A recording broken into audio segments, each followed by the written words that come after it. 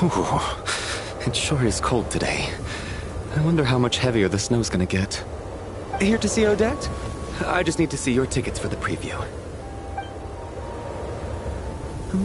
Perfect. Thank you. I'll hold on to your tickets. Come on in. It's freezing outside.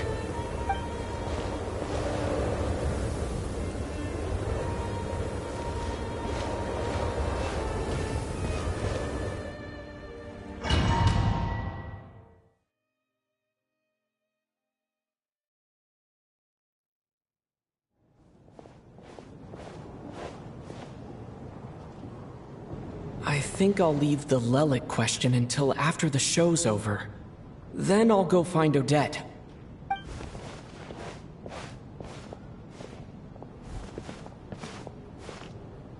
Child said he was originally going to come with Tonya.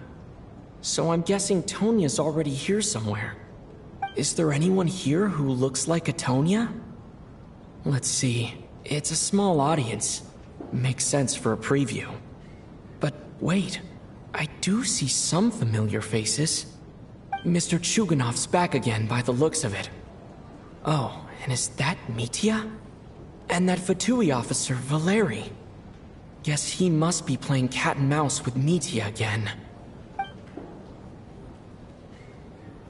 Oh no, it looks like the show's starting and I still haven't found Tonya. Never mind. I'll just have to take a seat for now and see if I can catch her afterwards.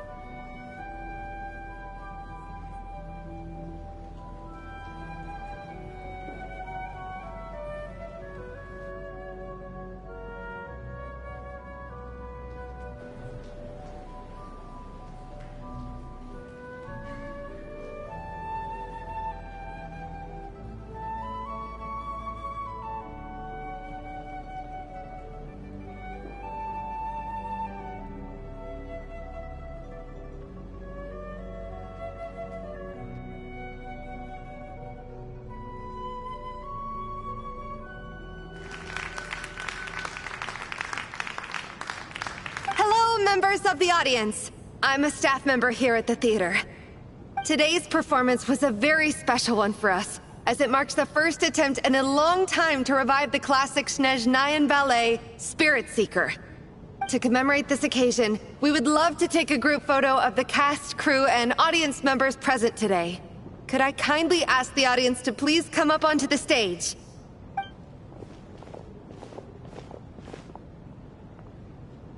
All right, everyone, huddle in a little more. Now, look at the camera. 1, 2, 3.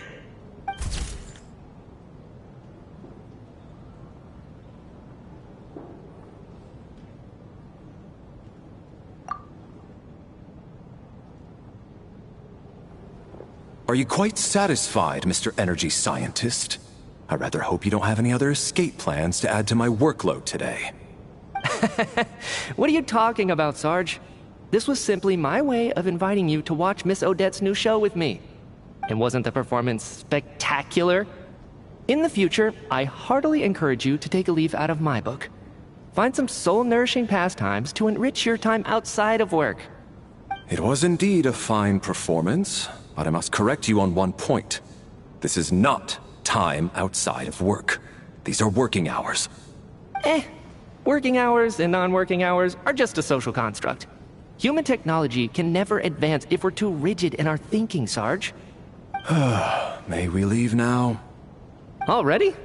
I mean, I was kinda hoping to soak up the atmosphere for a little longer, but... No? Okay, guess I'm pushing my luck. Didn't seem like too much to ask, but fair enough. Off we go then, Sarge. Back to the land of working hours. Lead the way. That has to be her. She's the only person in the audience around Tonya's age. Excuse me, are you Tonya? Huh? Your brother's busy today, so I took his ticket. Don't worry about him, he's fine. Oh, okay. Sorry for the trouble. What's wrong? Are you sick? No, I'm fine. It's nothing. Maybe she caught a cold on the way here because of the weather.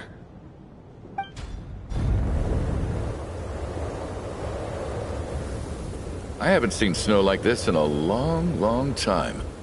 It's most unusual. I know. It's completely white out there. You can barely see a thing. I've never seen such heavy snow in my life. Let's wait it out for now. You'd be lucky not to freeze to death in this weather, let alone find your way. Well, look at that. Maybe we shouldn't be in such a rush to get back after all. What do you think? Let's wait and see. Why do you need to take it so seriously? Fate has given us this wonderful chance to take a break. We owe it to ourselves to make the most of it. Come to think of it, there's a small inn not far from here that always keeps plenty of extra blankets on hand for guests. I know the route well. Shall I head over and borrow a few blankets? That way, anyone in a hurry can wrap up warm for the journey back. Just remember to return them next time you're over this way. Sir, there's really no need to go to all that trouble. Hey, it's no trouble at all. Wait here, I'll be right back. What a kind gentleman. Very good. My wife and daughter are waiting for me at home, so I shall be heading back as soon as I get my blanket. So...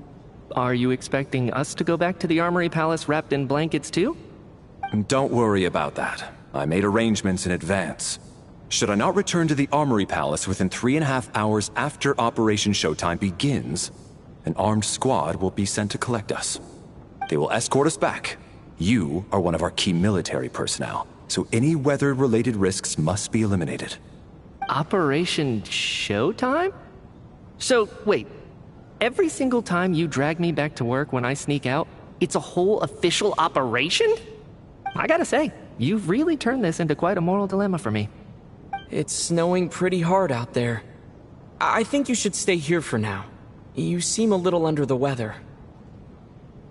Sure. My brother might come pick me up in a bit anyway. Time to get to work. I should head backstage and find Odette. I need to look her in the eye and ask her about Lelik. Excuse me, are you looking for someone?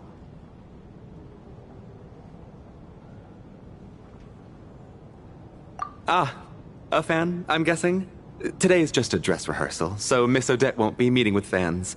She's taking a well-earned rest right now. Sorry, but that area is currently off limits to everyone except the cast and crew. Bad timing, I guess. Well, I might as well stick around. I doubt Odette will be leaving before the snow lets up in any case.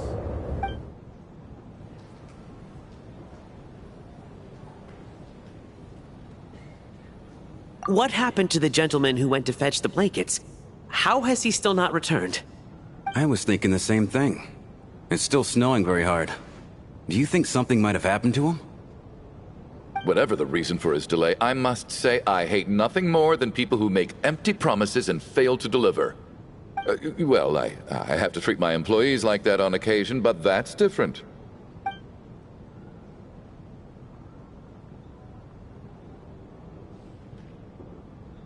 You seem anxious, Mr. Valeri. It's been nearly 4 hours since I left the armory. The army should have arrived to extract us by now. They know how much I despise tardiness and disrupted plans. There's simply no reason that they shouldn't have shown up by now, barring exceptional circumstances. Surely a snowstorm like this one counts as such. Few things in this world can stop the Snezhnayan army, Mr. Mitya. And a snowstorm is certainly not one of them. Why don't you go out and take a look? They might be right outside, waiting for your orders before they dare come in. An absurd hypothesis. I have no intention of leaving your side for even a moment until I have escorted you back to the Armory Palace. This doesn't look like an ordinary snowstorm to me. That guy who left earlier, it looked like he just vanished into thin air.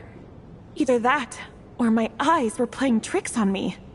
A man-eating snowstorm? Come on. Night hasn't even fallen yet. Spare us the ghost stories.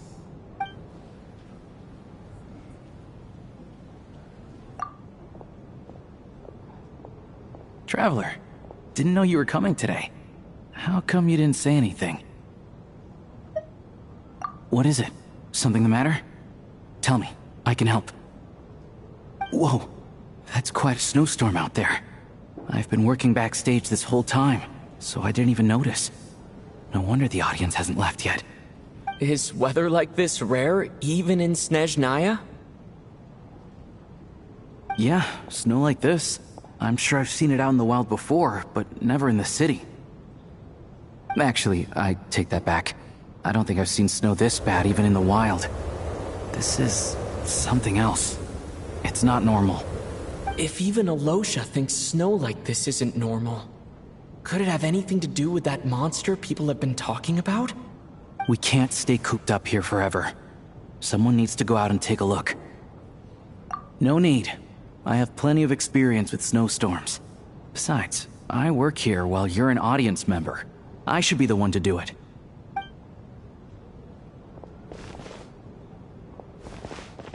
Everyone by the door. Careful not to let the snow soak into your shoes. In a snowstorm, you gotta look after your toes above all else. Heading out, my man? Be careful. I've been told the snowstorm eats people alive. Thanks for the advice. I am planning to be careful. I just want to take a quick look at the situation out there.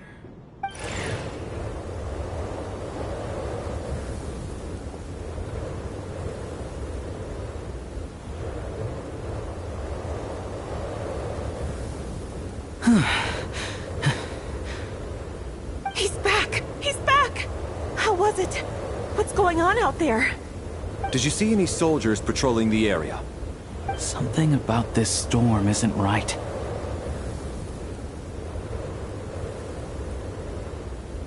There's no one out there. I didn't see a single soul. And something in the air gives me the creeps. This isn't your average snowstorm. I suspect it might be related to recent events in our nation. I strongly advise everyone to stay here until the snow dies down. Are you serious? So all of us are trapped here now? That sounds a little far-fetched to me. You want to go outside and see? I, for one, am not risking my neck in that weather. This just turned from a minor delay into a major hassle. We can only hope that our friend who went to fetch the blankets just ditched us and went home. Is it really that bad? But my daughter, I won't be able to read her a bedtime story tonight. Huh? What are you all still doing here? Whoa! It's snowing hard. So now we're stuck here? Oh, this is terrible. Luckily, it was just a dress rehearsal today, so there aren't too many people here. On the bright side, the theater's always well stocked with supplies. If the snow still doesn't let up as we get into the evening, You can spend the night here, everyone. At least, I assume that's alright? Odette? Fine by me. This seems like a sensible backup plan under the circumstances. My thanks to the theater for being so accommodating. What are you staring outside and praying for, my man? You anxious to get home too? Oh, Your Majesty the Tsaritsa, I beg you, please do not let tonight's snowstorm stop. This is a golden opportunity to spend the night under the same roof as the 2 top stars in all of Snezhnaya. It's a once-in-a-lifetime experience. I think I've changed my mind. Sir, if you so much as look at us funny, you'll be seeing stars in a whole other way. Behave yourself, or you'll be begging for that blizzard. It's getting colder. We need to keep the indoor temperature up. Close the door and lock it tight. Let's head somewhere warmer.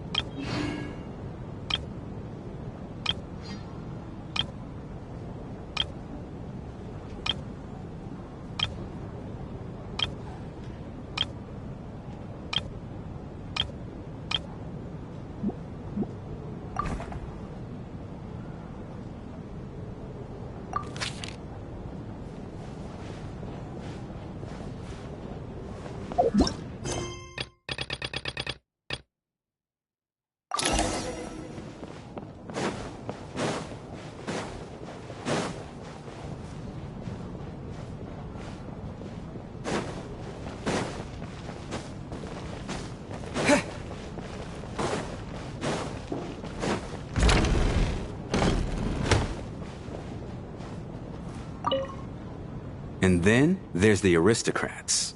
Easiest of all to deal with. You don't need to use any force whatsoever. All you have to do is show them the rope you plan to tie them up with. Do you know why? I don't. Do tell. Because nothing horrifies them more than the thought of a cheap, coarse rope leaving creases on their precious million more coat. They'll do whatever you ask to avoid that fate. Unexpected, but funny nonetheless. Tell me another one. Well, look at that. I got myself a new listener. Hey there. Let me introduce myself. The name's Shram, and I'm a mercenary. The kind that gets paid to do odd jobs for rich folks. And I am Chuganov, an entrepreneur. If my name is unfamiliar to you, you will no doubt have heard of my factory, the renowned Iskra manufacturing plant. Are you really that famous, Mr. Chuganov? How come I've never heard your name before? Excuse me? Is that a joke? Or are you being serious? Oh, I'll have to ask my rope later. He's probably tied up more entrepreneurs than I've ever heard of.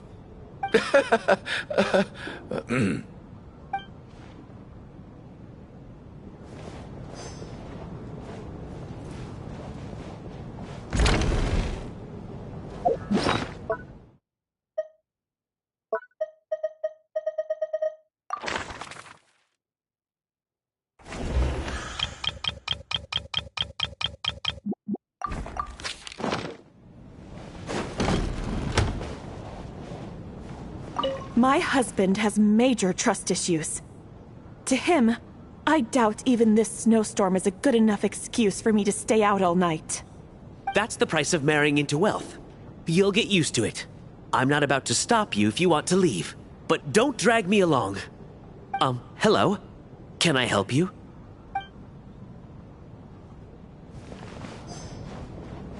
How are you feeling, Tonya? I'm fine. Sorry to worry you. I'm used to it by this point. I take medicine for it. My brother usually helps to get it ready for me. Child must take great care of his sister. He's never mentioned Tonya's illness, though. You know, I actually find this whole thing kind of exciting. Stuck in a strange place thanks to a snowstorm. Having to spend the night with a bunch of interesting characters. It's pretty cool, don't you think? Exactly. It's like One of those stories where an ordinary school trip turns into a magical adventure. I've always wanted something like that to happen in real life.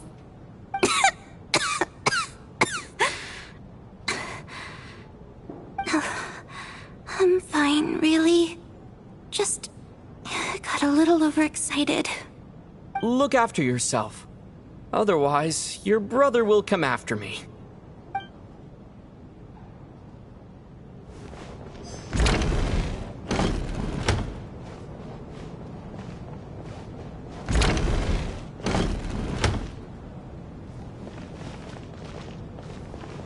This is highly irregular.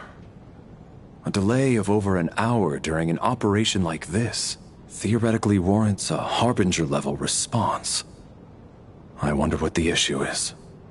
The storm, or something else. Sarge, the day you learn to let go and just enjoy moments like this is the day you'll finally understand the meaning of life. Ah, why, hello, sir. I believe you were the one sitting at a nearby table back at Podvorye restaurant. Any friend of the theater's star performers is a friend of mine. It's a pleasure to meet you. I'm Mitya, from the Energy Commission. Greetings. Major Valeri, head of the Special Assignments Battalion. Armory Palace Royal Grenadier Guards, 1st Regiment. I am here to ensure Mr. Mitya's personal safety. Please let me know if I can be of any assistance. Mr. Traveler, I cannot help but notice that Miss Odette is stealing glances at me. Any idea what that could be about? I've racked my brains, but I can't think of anything I might have done to offend her. Perhaps she noticed me spacing out during her performance? So, Mr. Mitya, is your work related to Project Stuja? Yes, that's right. The higher-ups in the Fatui transferred me from the Energy Commission to the Armory Palace because they wanted me to... Really? I can't even talk about that? Pretty sure it counts as part of my private life. All right, I won't say anything. Sorry, Traveler. As you can see, I'm afraid this pleasant chat will have to end here.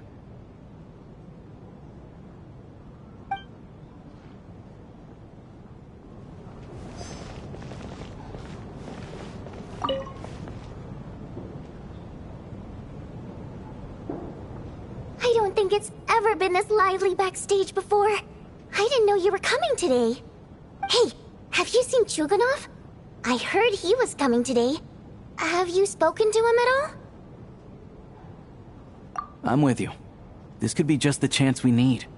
Yeah, I gotta figure out a way to coax some more intel out of him. I want to know why he suddenly changed his stance on Project Stuja. What exactly happened before the most recent Vecha vote? For the Rokad, or just out of personal interest?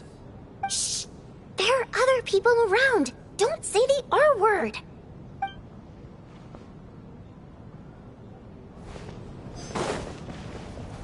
I have to say, even though today was a rehearsal and there were some hiccups along the way, Miss Odette's performance was one of the best I've ever seen, even compared to an actual show. Oh, I couldn't agree more, especially considering the weight of the subject matter. It takes a truly seasoned professional to do justice to a theme like love and regret. Do you think we were coming on too strong? Odette's ignoring us again. What about you? What did you think of today's performance? Oh my, that's very flattering of you. Thank you. I'll make sure to save a ticket for you when the show's performance ready. This doesn't seem like the time or place to bring up the subject of Lelik. I need a chance to speak with her in private. So unfair. Talk about double standards. And now it looks like I've been spotted.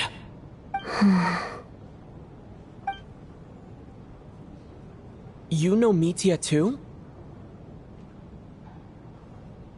No, I don't. I just have a feeling that he might be dangerous.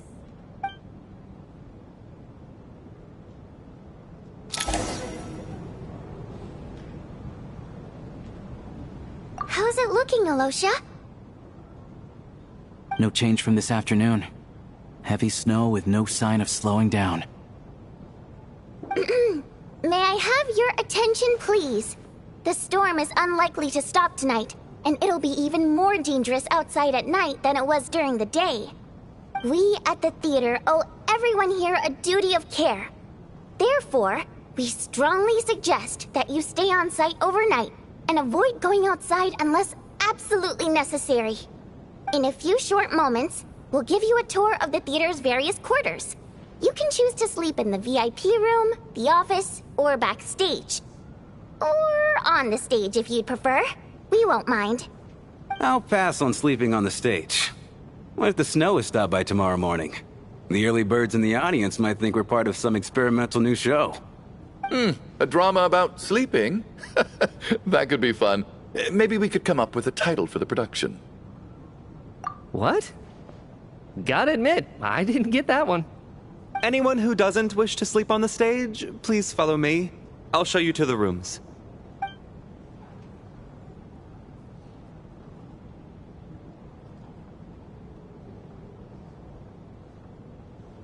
I guess I'll call it a night.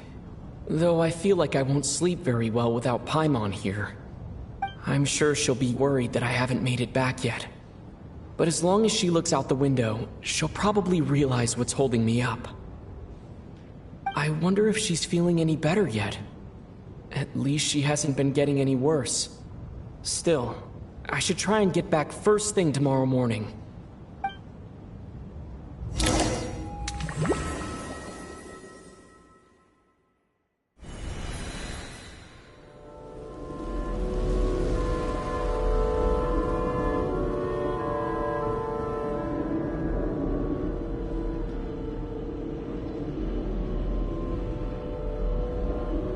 Ah, finally. Welcome back to the world of the living, lazy bones. I was about to wake you. The black mist is almost on us.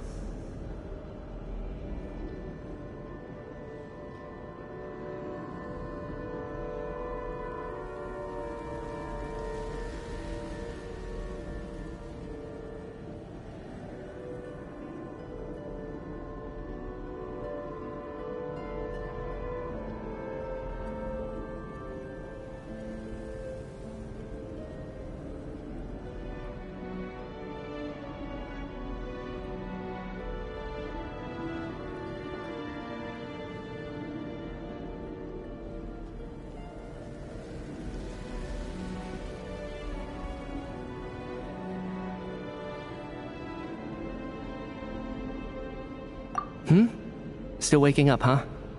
You know, the black mist. It's been chasing us from below ever since we were born. You're just dozy. There's no way you've forgotten. Come on, let's keep heading up. Onwards and upwards is the only way to survive. Don't listen to a word those black mist cultists say. Here we go again. The endless march toward survival. What's going on? That black mist down there is creeping me out. And it's rising. Guess I should head upwards and get away from it. The black mist cultists believe that being swallowed by the black mist leads to everlasting peace. But if you ask me, they're just lying. We're the only heretics left. The only ones who refuse to give in. We have to keep going. But how do you actually know that they're wrong? Dangerous question there, Torgov. The moment your faith wavers, you start a chain reaction that ends in the collapse of your will. Put the question out of your mind. Stay strong and believe that the black mist means certain death. Okay, but it's not my mind that's the problem. My body's about to give up on me. It's already starting. I can't do this anymore. I've had enough of being forever on the run. What's the point of it all? All this will pass eventually, I promise. Keep fighting. It will be worth it. You accuse the Black Mist cultists of being liars. But you're lying too. There is no end to this path.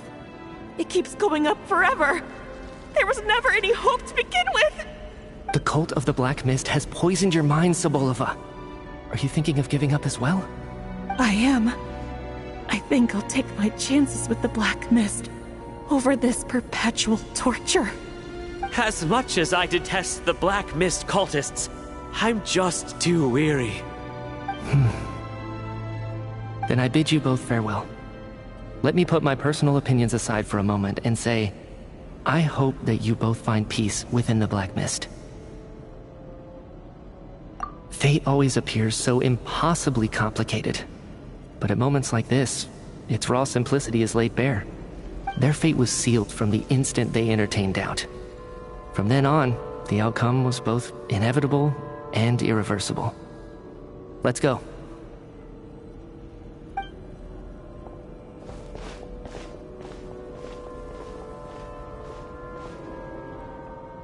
Torgov and Sobolova are gone. I never thought the day would come when even they would be swallowed by the Black Mist. It's just you and me now. Yes, it looks like it's satisfied. For now. This happens from time to time, but it won't be long before the Black Mist starts chasing survivors once again. No one knows how to stop its advance for good. Well, we should make the most of the precious moments of rest that those two bought for us. Huh? Are you really that sleepy, Traveler?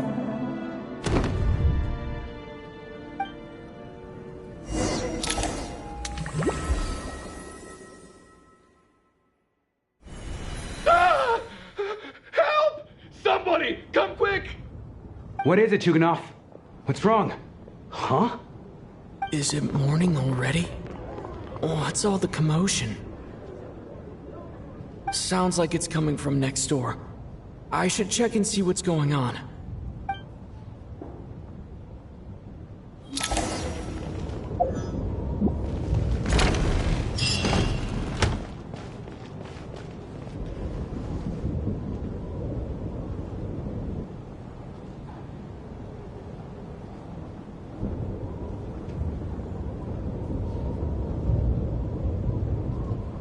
Don't look, Miss Tonya. Stay here. Okay. What happened to them?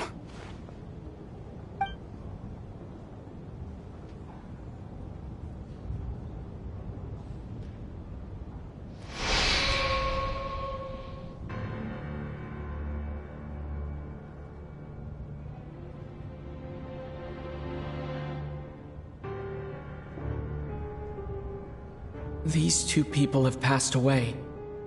And the strange thing is that somehow, I knew this was going to happen. I knew that they would be the ones to die. Have I seen this moment before? Or did I have some kind of premonition? I can't remember what it was. Let me take a look.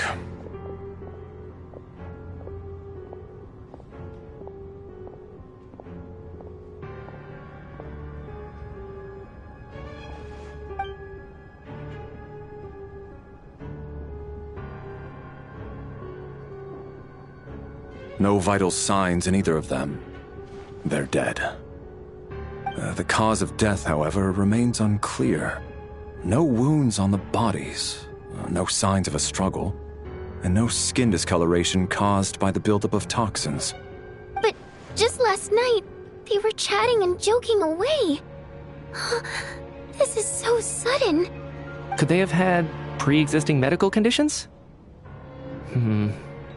Even then, the odds of them both dying of sudden complications on the same night are extremely low. It's hard to believe that they died of natural causes, nor does this appear to be a suicide. Who was the first to discover the bodies?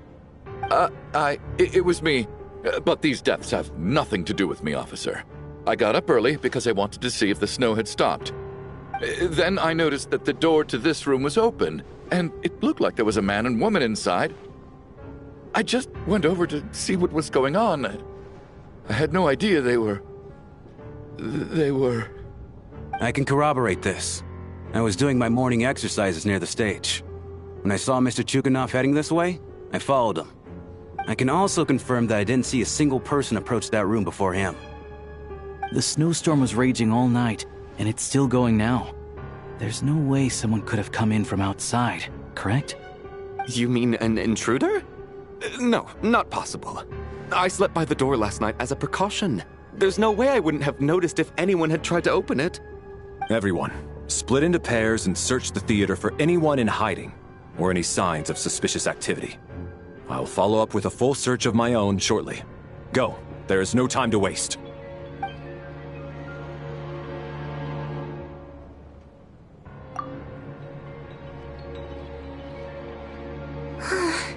Nothing on your end either? Backstage is clear. No signs of suspicious activity. We checked the basement. Also clear. I don't think there's anywhere here that a living person could hide. Are we certain that the theater doesn't have a back door? Or any tunnel or passageway wide enough for a person to fit through? No, there's nothing like that. If people were sneaking in through some secret tunnel to avoid buying a ticket, we'd have sealed it off ages ago. I also checked the windows. All of them are locked from the inside, and there's no sign of anyone entering or leaving. It sounds like we can safely rule out the intruder theory. If anyone came in during the night in this weather, there'd be no way for them to avoid leaving footprints or water stains. This can only mean one thing. It's like one of those murder mysteries you see in novels and plays, isn't it? The ones where the killer is one of us. We can't quite jump to that conclusion just yet. Could he be right? It's hard to imagine something like that happening in real life. Set in a theater during a snowstorm, a murder takes place, and the killer is among us. It's such a classic trope that it seems unbelievable. Looking at who the killer targeted, and the clean entry and exit, it all adds up. I know what this is. It's obvious now that I think about it. What is? What have you figured out? Both victims were wealthy, well-known local merchants. And the door was deliberately left open so I would discover the bodies and witness the crime scene first thing in the morning. Such ruthless methods. This was your doing, wasn't it, Lelik? Lelik? You mean Lelik is among us? And he's the killer? Lelik. I know this code name. Member of the Rokot, anti-Project Stuja. Always works alone. I've read the case files at the Armory Palace. Walk me through your reasoning, Mr. Chuganov. What do you know about Lelik?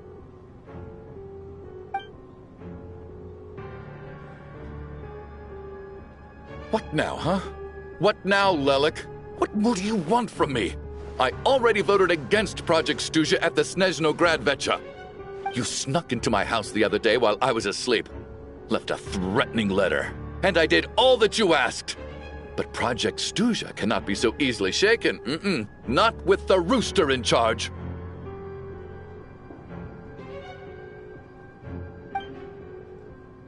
So he really was threatened by Lelik. That makes sense.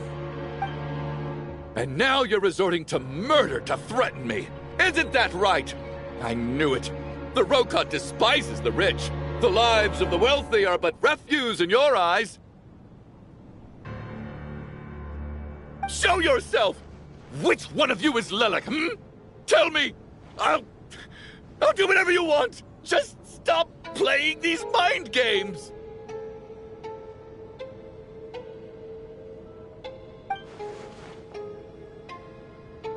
Was this really Lelik's doing? Would Odette really do something like this? If Odette really is Lelik, this seems out of character. But then again, how well do I really know her? I'm probably the only one here with a compelling theory about Lelik's true identity. But if I reveal it now, I'll be putting Odette in the line of fire. What should I do? I don't think it's likely that Lelik killed anyone. At least from the stories I've heard, he's never killed anyone before. And his name has never come up in connection with any murder cases. Besides, even if Lelik did want to threaten you, why resort to such an extreme and roundabout method? It's not his style at all. Vodyanitsa doesn't know that Lelik might be Odette, but her assessment is pretty much identical to mine. Miss Vodyanitsa, why do you suddenly feel the need to speak in Lelik's defense? Defense? Oh, no, it's just... I'm worried that we're jumping to conclusions here, so I wanted to share my point of view. Also, I don't think the Rokot is as bad as you're making it out to be. Well, if you think I'm so wrong, what's your theory then, Why don't you tell us who the killer is? The case is still evolving, Mr. Chuganov. Please do not prevent others from expressing their opinions so early on in the discussion. Even so, there's no denying that the recent threat received by Mr. Chuganov may well be an important clue. So there's still a good chance that Lelek is right here among us. I can't do this anymore. I don't care if it's still snowing outside. I have to get out of here.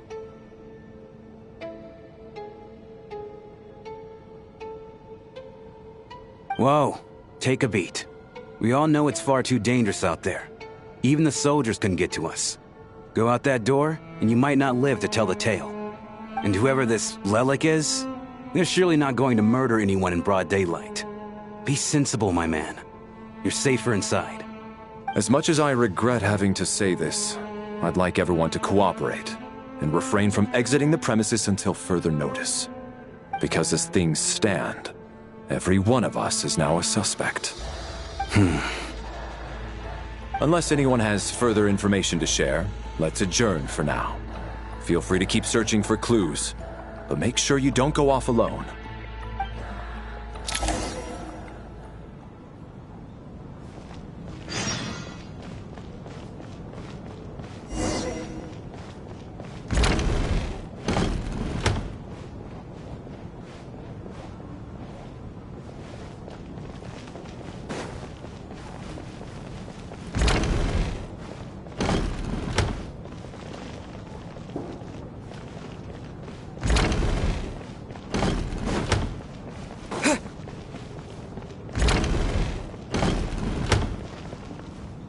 You're right, that was my bad. It was a knee-jerk reaction. I didn't think it through. Luckily, no one suspected my identity. Oh, phew. It's just you. I thought someone was eavesdropping. Since Vodyanitsa and I were on the same page earlier, I think I should share my thoughts with the Rokot members first.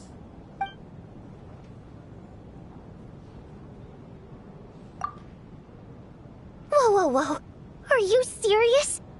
I don't know if this counts as gossip, but it's definitely on track to be the juiciest this whole year. Odette? Really? Odette? Oh god, how dumb does this make me look?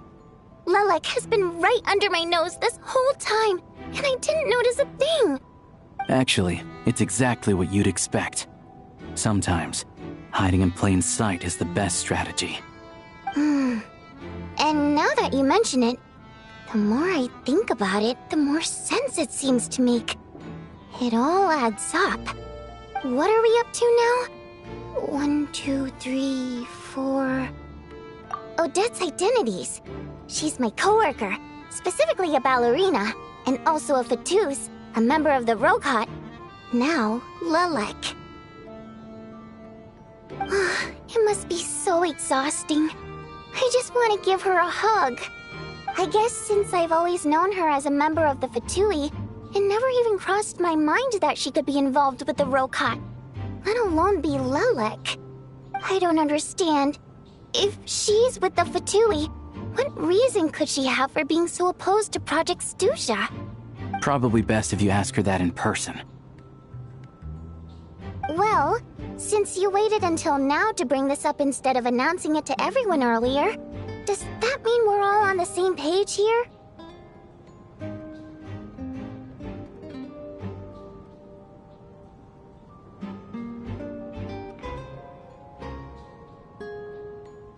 Yeah, Lelek may not follow orders from the Rokot leadership, but as far as I'm concerned, she's never crossed the line. If anything, her actions benefit the poor. We need to confront her face to face. Do you think she'd really admit to being Lelek? I don't know. We'll have to see how it goes.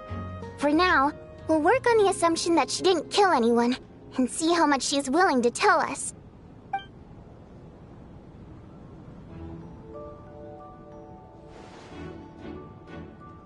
Now's her chance. Odette's alone. Let's go. Hey, Odette. What is it, you guys? Shh. Keep your voice down. We need to talk. So, you're Lelek, aren't you? Alright, fine. You don't have to say anything or explain yourself. Just hear me out first. None of us believes you kill innocent people. Whoever murdered those 2 people last night, it wasn't you. The Traveler was the first to figure out your identity, but he kept quiet during the discussion just now. Still, it's clear where the group consensus is heading. Everyone believes Lelek is the culprit. If your identity is exposed, you'll be in a really bad spot. We're your colleagues, and we know what kind of person you are. I don't want anything bad to happen to you. So, can you clue us in? Tell us everything. The more we know, the more easily we'll be able to cover for you. Alright.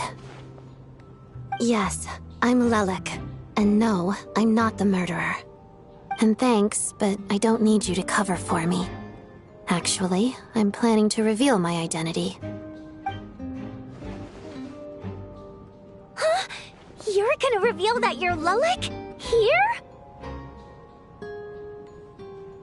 That's right. I'll admit I was surprised at first when Chuganov guessed that I was here. It was just a lucky guess, but it caught me off guard.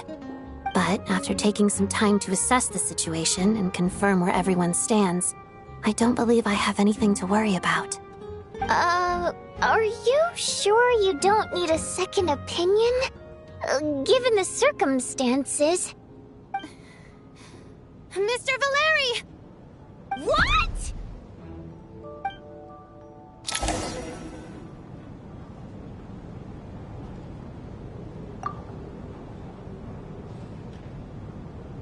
So... Odette is Lelek? I don't know what game you're playing, but you've got a lot of nerve. It's just one identity. So what if it's exposed? I can disappear and adopt a new identity anytime I please. I made my peace with this when I chose to become Lelek. But more importantly, I promise I am not the murderer, which means that someone else is. So, if anyone still insists that I did this, you'd best produce the evidence now. Otherwise, I suggest that you bite your tongue. Because if you really believe I killed 2 people without making a sound or leaving a trace, pointing fingers at me would surely only make you my next target. Is this really the truth, Miss Odette? His talent extends far beyond the art of dance. She thought so far ahead. Ugh, why do I always feel like I'm one step behind her in everything? You've convinced me. Dealing with the murder case remains the top priority right now. Let's put the name Lelek and all related incidents aside until further notice. Nevertheless, the group still considers you the prime suspect. I assume you have no quarrel with that, Miss Odette? I understand. You're welcome to keep an eye on me around the clock. I have no objections. Mr. Chuganov? For my wife and daughter's sake, I'll let you off the hook for now. But don't think you're forgiven for breaking into my house and threatening me. Just wait till we get out of here, Lelek. We'll settle the score then.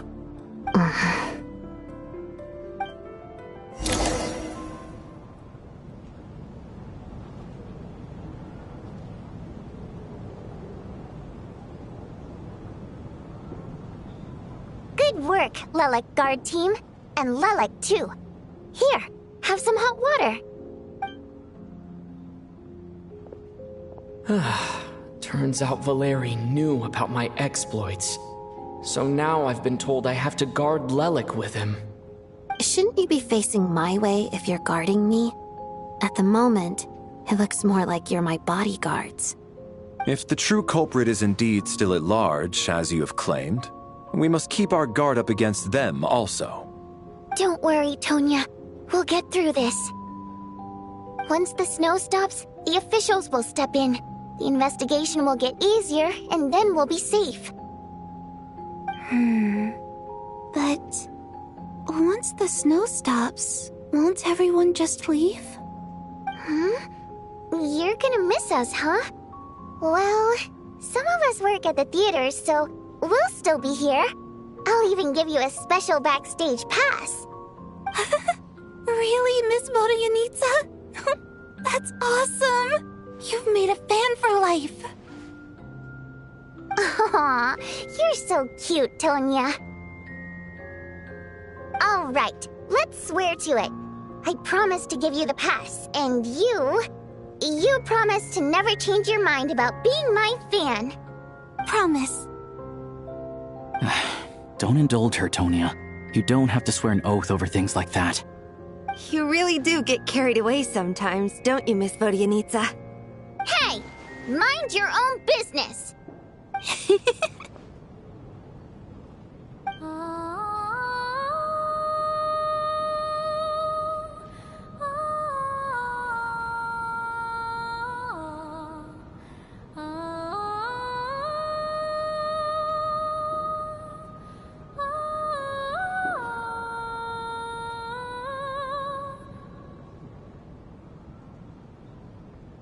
Don't be nervous, Miss Water Imp. Everyone's here. There's nothing to be afraid of. Excuse me? Do I look nervous? Don't be ridiculous. No. You sound nervous, lass. Oh. Wait, but how... Okay, plenty of people know that I'm a water imp, but still... How come you understand our primary mode of expression? Primary mode of expression. I've not come across that concept before. Do enlighten me, Vodyanitsa. Well, it's just... We water imps tend to communicate our emotions to each other by singing, rather than facial expressions. The emotions we convey through song take precedence over our facial expressions. So, we think of it as our primary mode of expression. I'm impressed, Shram. I didn't take you for a man of culture, but you're clearly rather learned. It's not about being cultured or not. The thing is, this mode of expression can usually only be understood by other water imps. It's not a simple case of a song sounding happy or sad. And yet, you're clearly human, Mr. Shram. It's really not the big deal you're making it out to be. I think I just have a knack for it. Plus, I have a...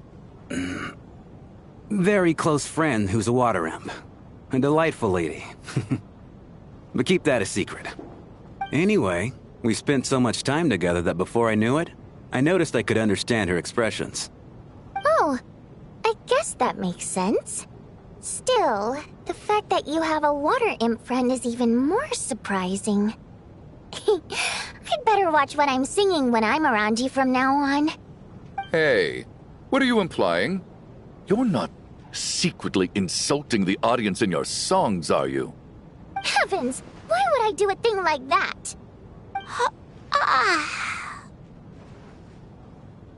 It's getting late. We should discuss our sleeping arrangements for tonight. To guard against the killer, someone needs to keep watch. I suggest that we don't sleep in separate quarters tonight. It will be safer if we all stay together. As long as someone keeps an eye on Lelik, I'm quite sure we won't have any trouble. Are you saying that you wish to bet your life on Miss Odette being the killer? Nonsense. Of course not. Then I propose the following arrangement for tonight. The Traveler, Odette, and I will form the Night Watch. We'll sleep in shifts, but two of us must be awake at any given time.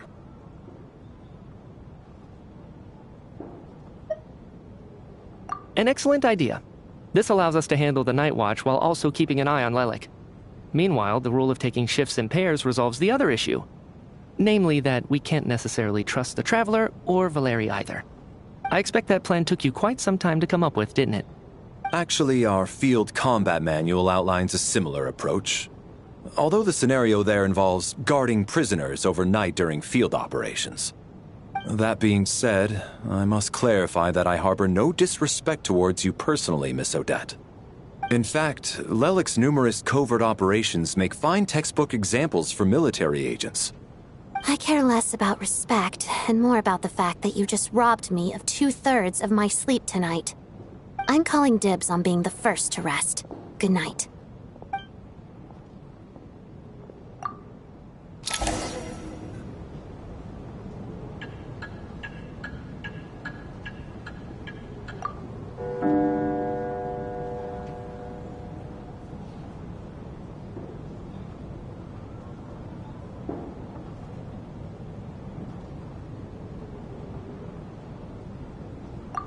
It's almost time. We should wake Odette. How are you faring?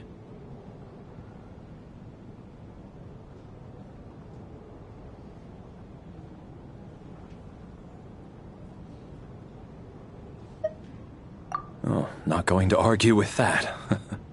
I'll take a quick nap. If you start to feel sleepy, wake me up anytime.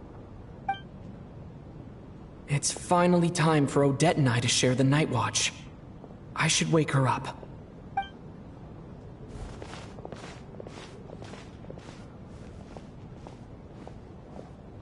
I came here to get information from her in the first place. Maybe I should think about what questions I want to ask before she wakes up. How long are you gonna keep staring at me?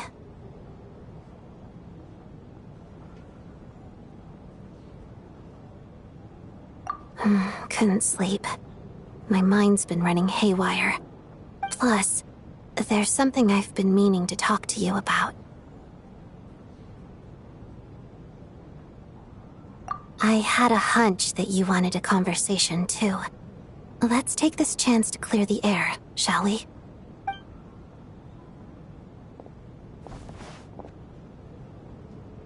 I just had a simple question for you, really. It's, Rosaline. In her final moments, did she have any last words or anything?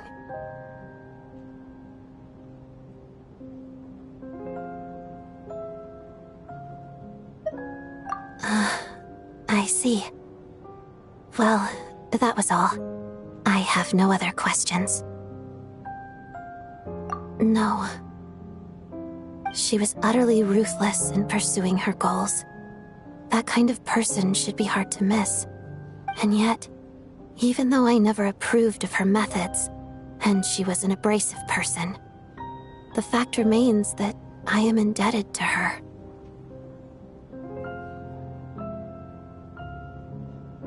Oh, she told you. I guess that makes sense. I think she and Rosaline were on pretty good terms. Yes. Rosaline wasn't the kind to gossip about this sort of thing. Not that it's any huge secret to me, though. When I was a child, I had to join the Fatui for the sake of my mother and me. I trained under Rosaline. It was extremely grueling, and it didn't exactly come naturally to me. All I could do was try to ignore the biting cold and practice. I was a newcomer who'd managed to make a good first impression on a harbinger. There was pressure to live up to her expectations, to be worthy of the fair lady's reputation. Every day was a struggle against the cold, pain, and fatigue. And most nights, I struggled to fall asleep. After enduring all that, I've become almost immune to the sensation of pain. I suppose that was the cost of survival. Surely, any child who had to experience that would grow to hate her lot in life, don't you think?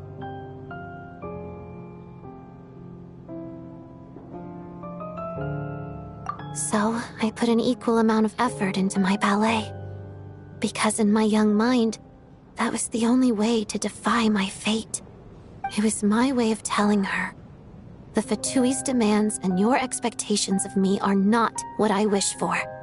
One day, I will leave. I think she probably blamed my poor performance in training on my passion for ballet.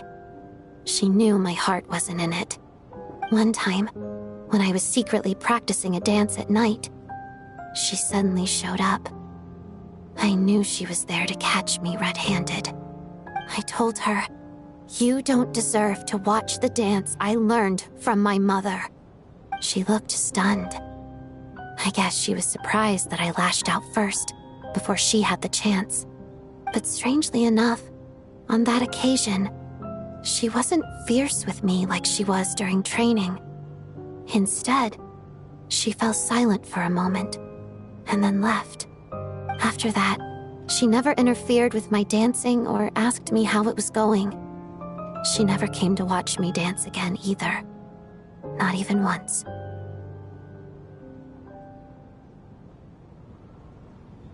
She was.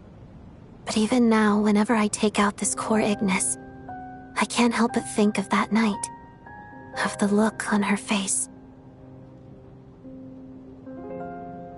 Sort of. Although gift might be too kind a term. This is her flame sealed within ice. A symbol of her favor, yes, but also her way of keeping an eye on people. She knew the location of every piece of core Ignis. If any recipient started acting suspiciously, she'd be onto them immediately. Trust her to make even a mark of approval feel suffocating. So, when news of Rosaline's death reached Snezhnaya, many people immediately crushed their core Ignis. It gave them a profound sense of relief, like they'd broken free from her shackles. But I kept mine. With my sensitivity to pain being as dull as it is, the warmth from this core Ignis is one of the few things I can still feel clearly. I still wonder, did she really come to stop me that night? I wasn't sure, but I was scared, so I said some really awful things. I guess she didn't leave anything behind. Not that I expected her to. It's fine. It's just a bit of a shame that we couldn't settle our differences before the end.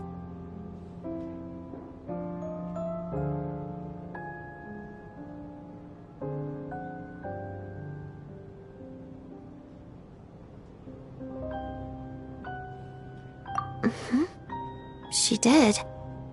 Are you sure she was talking about this event?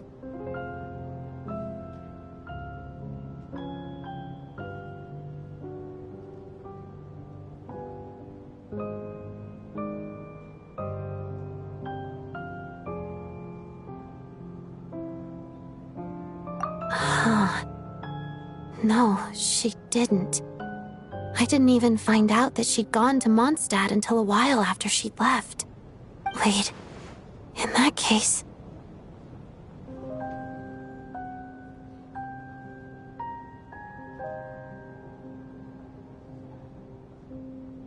Okay, I will. Thanks for letting me know. There's something I'm trying to figure out. I'm beginning to suspect that Paimon's mystery illness is being caused by the energy research behind Project Stuja. Paimon's very important to me, so I have to get to the bottom of this. I figured that since you're Lelik, you might know something about all this. The ultimate goal of this energy experiment is to create a weapon for the final battle. The weapon's construction was completed in Nodkrai. Now, all that remains is to arm it with a sufficiently powerful energy. Yes, the weapon's development and all the related experiments are overseen by Lord Piero, the Jester, and the lab is located deep within the Armory Palace. I'm not sure why this experiment would be making Paimon feel unwell, though. The best way to get to the bottom of it would be to go there in person. Once we get out of here, I'll help you apply for an entry permit.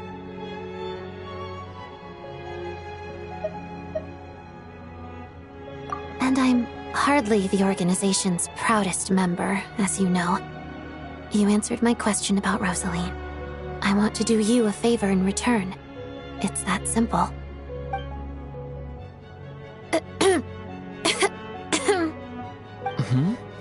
What's wrong? Are you not feeling well? You two seem to be hitting it off. I thought you were sleeping. Of course I was. In the military, one learns to fall asleep quickly, even in the most inhospitable environments. It's vital to staying alert and energized. Why? Is something wrong? Even if he was awake, he can't have overheard us, right? Well, thank you both for keeping watch. Traveler, I'll take over for now. It's your turn to get some sleep. Sure.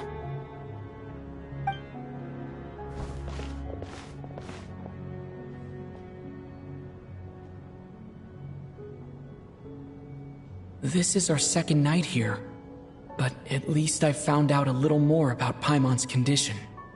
I hope she's been sleeping well the past couple of days. Why do I feel like I'm being watched?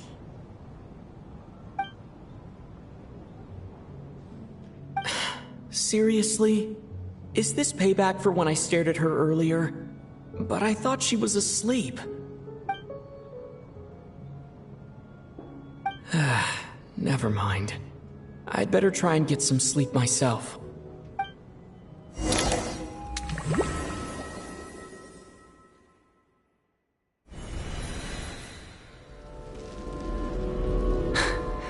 Hey, what are you spacing out for? Are you reaching your limit too? How long have we been walking for? Do you remember? Time's lost all meaning. Ever since we noticed that thing above our heads. What was it called again? A star key? Or key star? Anyway, the person who named it was swallowed by the black mist. Whatever it's called, ever since we noticed it, we've been walking up and up, hoping that as long as we reach it, we can find a way out of this place. But it seems like no matter how far we walk, we never get any closer. Well, we've come this far. You never know. Maybe we're almost there? Come on, enough moping. Let's go. The black mist is catching up.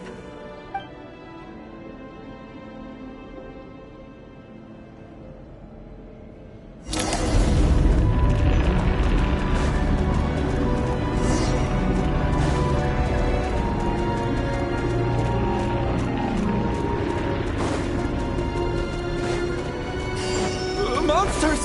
Watch out! Not again! I've lost count of how many times we run into them. Be careful!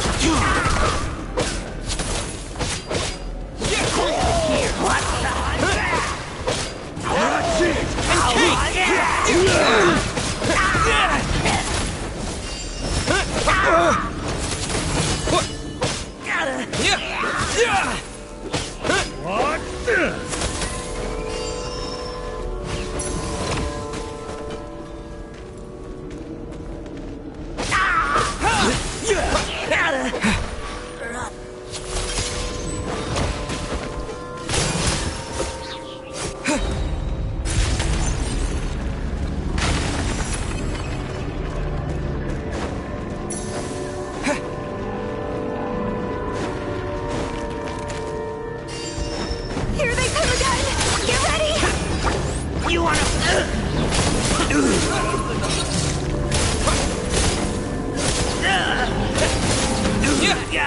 Having second thoughts? Back of it here. What the?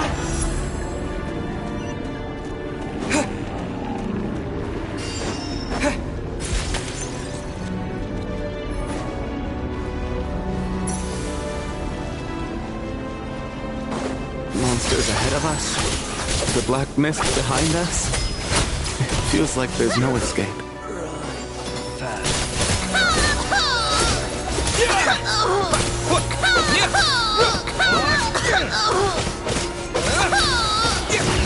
Learned! Are you hurt, Coolish? No. I'm fine. It's just... Suddenly I don't want to walk any further. I get you. In fact, I reached my limit a long time ago. Sometimes it feels like there's hope where there shouldn't be. Yeah. The hope that the star gives us is the only thing keeping us going. But I'm not sure it's real at all. It may just be a collective illusion. Otherwise, why would it always be out of reach? We know you mean well, but you're only saying that to try and encourage us to keep going, aren't you? Thank you, friend. But enough is enough. Please don't give me any more false hope. Hope is poison in this place. You're going to continue, aren't you? I admire that. I've given up, but I wish you the best. May there come a day that you catch up to the star and leave this godforsaken place.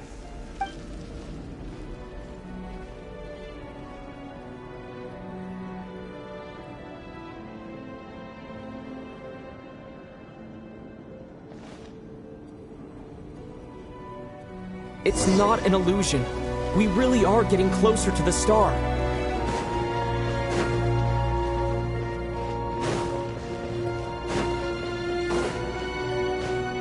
Congratulations. You're the first person to make it here.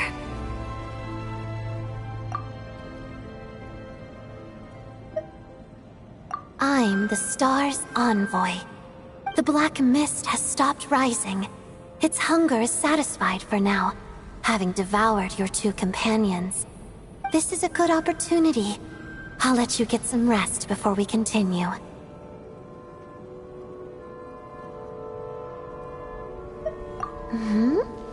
What do you mean, leave? The star represents the starting point. It's the waypoint for the beginning. Congratulations on reaching the starting point. Once you are ready, we will head out and walk upwards. I will be right by your side the whole way.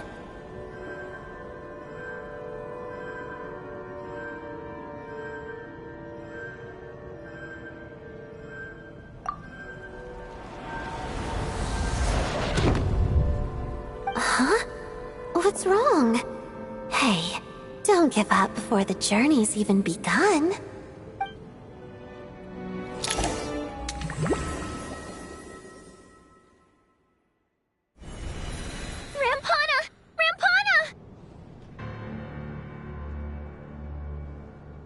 Is that Vodyanitsa's voice?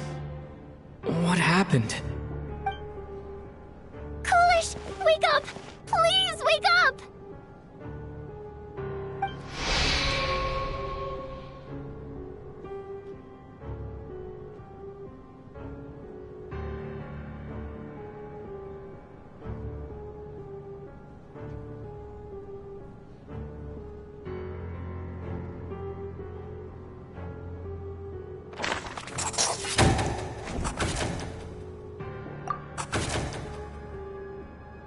The situation is identical to that of the two casualties yesterday.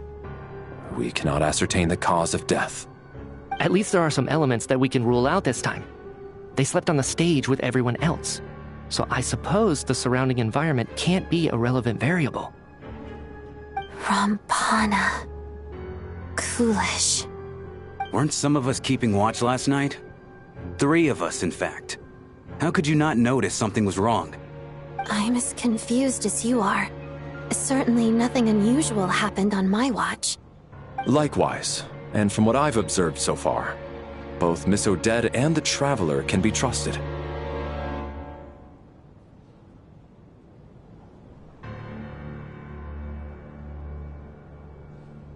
To be honest, I didn't get a wink of sleep last night. I couldn't help but think I was the target, so I just laid there with my eyes closed.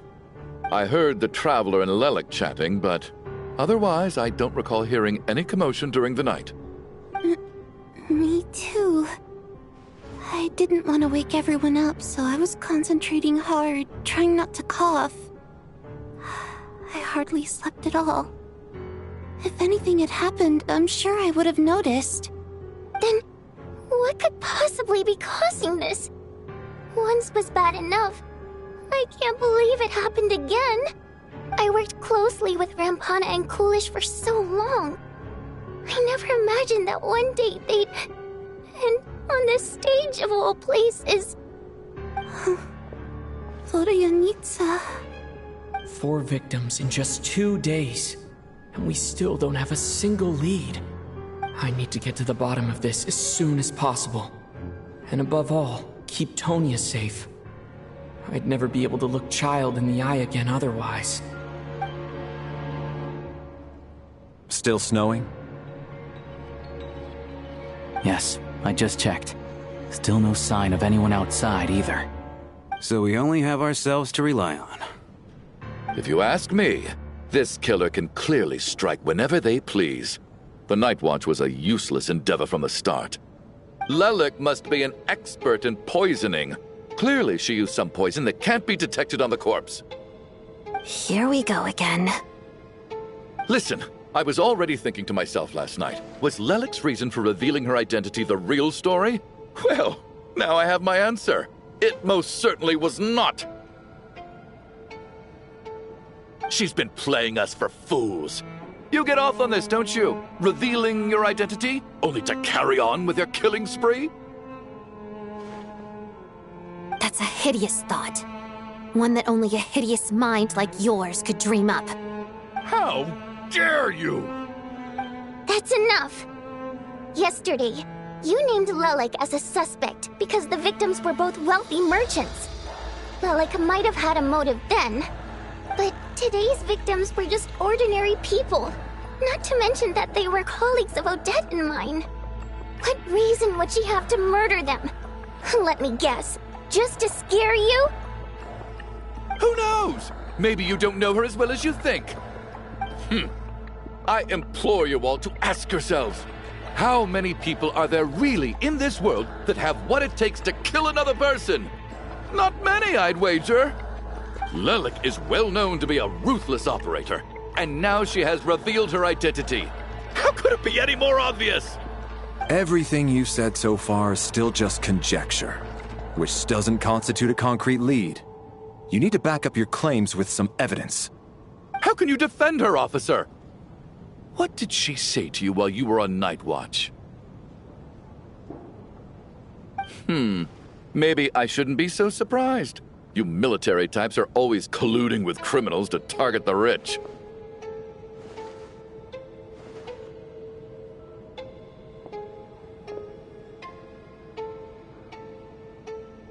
All so you can get your grubby paws on our hard-earned fortunes, then tell us to fall in line. The Fatui, the Druzhna, and the Rokot. Thugs, the lot of you!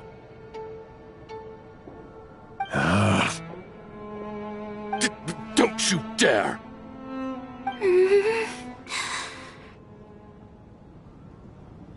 Sir, but... You were the one who told us not to stop other people from expressing their opinions yesterday. 4 people have already died. Only yesterday I was chatting with Mr. Coolish. Then we woke up in the morning and he's... Turning against one another is the last thing we should be doing right now. Little girl.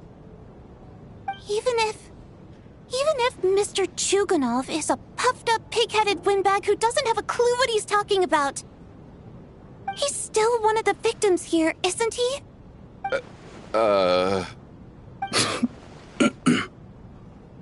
Quite. I had no intention of resorting to violence. But you're right, Miss Tonya. I ought not prevent him from speaking his mind. In any case, I believe Mr. Chuganov has calmed down a little now. We may resume our discussion. I don't think there's any need for that. What is there to discuss? Nothing about this situation is normal. Did you have an idea, Mitya? You're the brainiac here, right? Come on, clue us in. I've been mulling something over. All the leads we have so far concern things from outside the theater. Miss Odette's alter ego, the threats Mr. Chuganov received. But then there's the 2 double murder crime scenes themselves, which have given us absolutely nothing to go on whatsoever. That's highly unusual. Even with the most careful killers, there's always some evidence left behind. So what are you suggesting? I think this could be a supernatural event. It isn't characteristic of human-on-human homicide at all. Correct me if I'm wrong, but aren't you supposed to be a scientist? That doesn't sound like a conclusion someone like you is supposed to make. I got into scientific research because of my insatiable curiosity. But if the present situation defies all known scientific explanations, I don't mind shifting my curiosity toward the paranormal instead. Now that you mention it, I remember when I first came to the theater. I heard rumors about this place being haunted. Haunted? Yeah, I think I heard the same thing. But I mean, they're only rumors, right? We've worked here for years. Surely we would have noticed any spooky goings-on by now. Well, this has taken an unexpected turn. A haunted theater? If Paimon were here, she'd probably be hiding behind me in fear right now. Why don't we take this opportunity to look for clues again with a more open mind? Maybe a different perspective will help us see something different. Very well. Whether it's criminals or ghosts we're looking for, the same rules apply. Everyone needs to tread carefully. I'll move the bodies into the same room for now.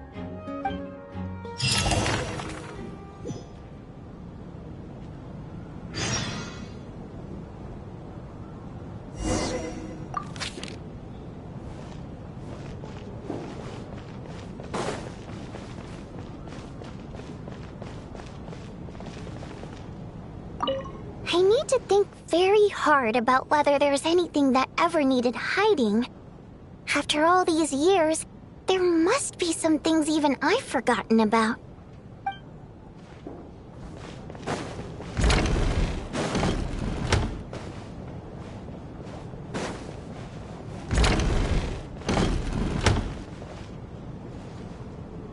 Valeri, come take a look at this. You too, Traveler. Some sort of notebook. What is it for? It's the on-duty logbook for the theater. Coolish was the main person to use it. He mostly used it to record any unusual incidents during a show, audience numbers, exit times, and so on.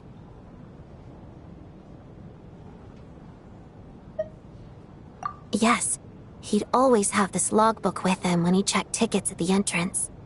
This should confirm a lot of key details about the recent show. So, you find anything unusual? Yes. The number of people. I've checked and double-checked, but the numbers just don't match what's recorded in the logbook. Apparently, we have an extra person among us. Are we certain that logbook is accurate? Could someone have sneaked in without buying a ticket or something? Unlikely. Coolish took his duties very seriously. I've rarely seen any errors in his work. Not to mention that this was a dress rehearsal, meaning smaller audience numbers and tighter ticket restrictions than usual. Everything would have been well within his control. We no longer have our tickets with us, do we? They got collected on entry. I assume there's no way we can check them again. Unfortunately not. The theater recycles tickets. Once people are in the door, they don't tend to leave until the show ends, so we collect the tickets at the point of entry. Still, I'm inclined to believe that this discrepancy in the head count is significant somehow. Did an extra person just materialize out of thin air?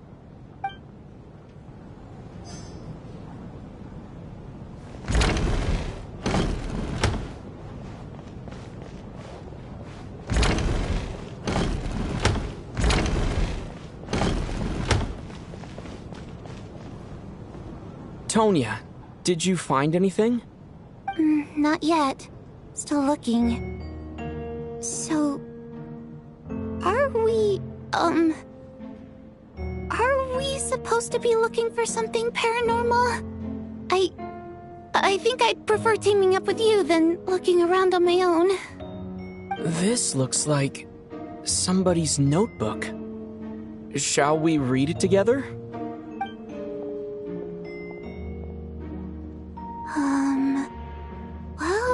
doesn't look scary or anything, so I guess it should be fine. Alright, let's read it together.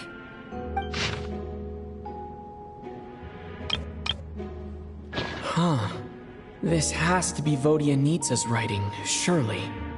Maybe it's a little rude for us to peek at this.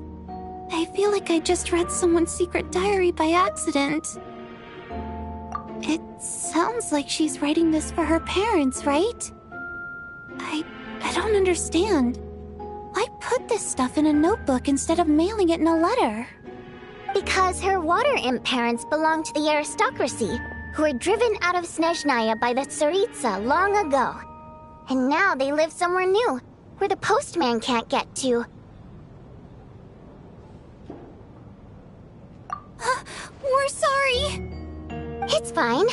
My fault for not storing it properly.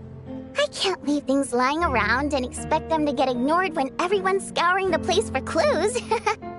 Alright, give me my notebook back. I'll take over the investigation in this room.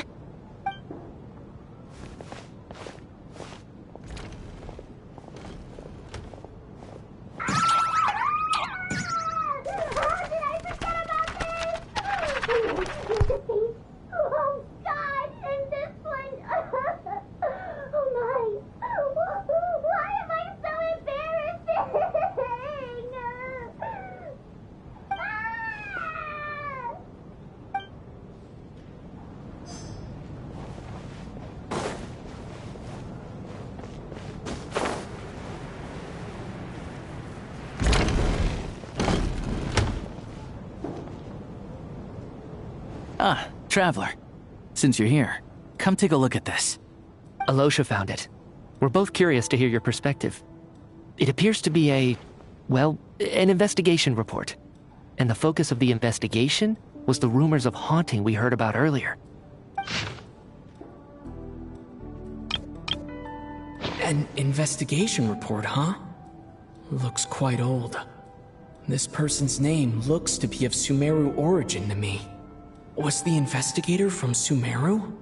The theater manager must have hired an investigator once specifically to look into this issue. But it doesn't look like anyone ever looked at the report. Presumably, the manager wanted to know if the supposed haunting was dangerous while also being fearful of word getting out in case it affected the theater's business.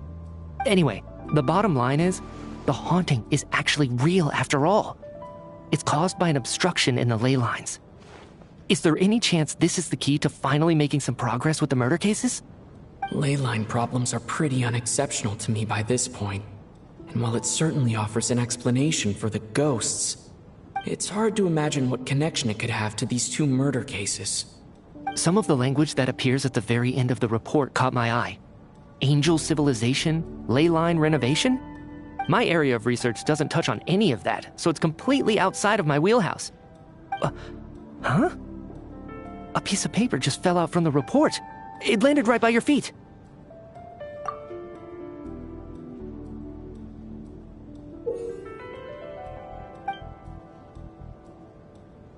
How unnerving.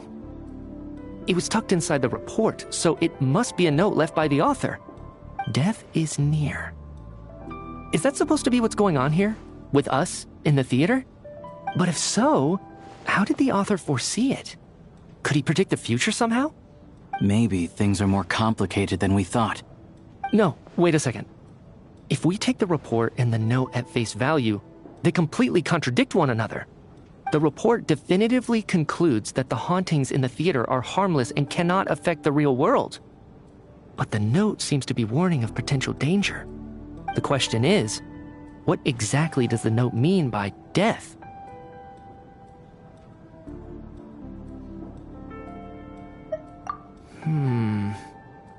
The various ways we could interpret this keyword lead in completely different directions. Let's pause our analysis here for now. I think we need more information.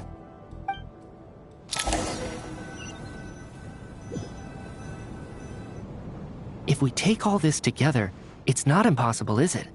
If anything, it's the natural conclusion. Oh, I beg to differ. This sounds to me like a product of a researcher's vivid imagination. And perhaps it's because I'm still viewing this through the lens of a typical murder investigation.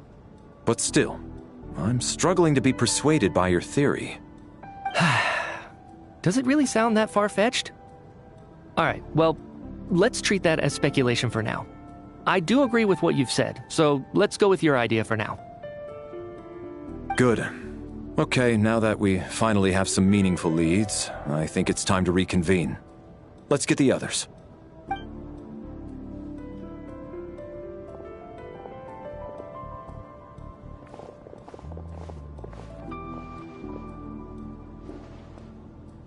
So, that's about everything we've discovered so far. I'll share my theory first. Based on what we've learned from the logbook, I believe the extra person among us is most likely the killer. If the killer had simply bought a ticket, it would have greatly increased the risk of their identity being exposed. I expect he or she either hid in the theater ahead of time, or found a way to slip past the ticket inspection. They then blended in with the group and waited for an opportunity to strike. What about the note found in the investigation report? Any thoughts on how that fits in?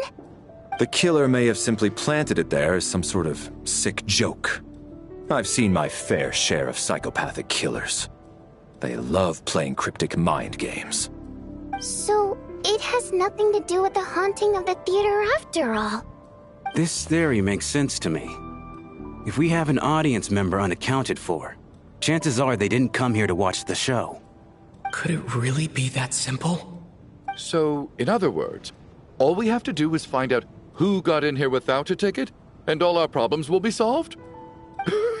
Then let me make one thing clear. All the theater staff should be well aware that I came here for the rehearsal legitimately, yes? There's no way I'm the one who didn't have a ticket. It's true. I hear you used every trick in the book to get a hold of that ticket, too. Everything short of throwing a temper tantrum and rolling around on the floor at the entrance. I most certainly did not degrade myself in such a way. Probably a stupid question, but I might as well ask. Did anyone here get in without having their ticket checked? Hmm? Guess it was naive of me to expect them to just admit to it. Especially after the unprompted Lelic reveal. Once was already a miracle. Twice would be unfathomable.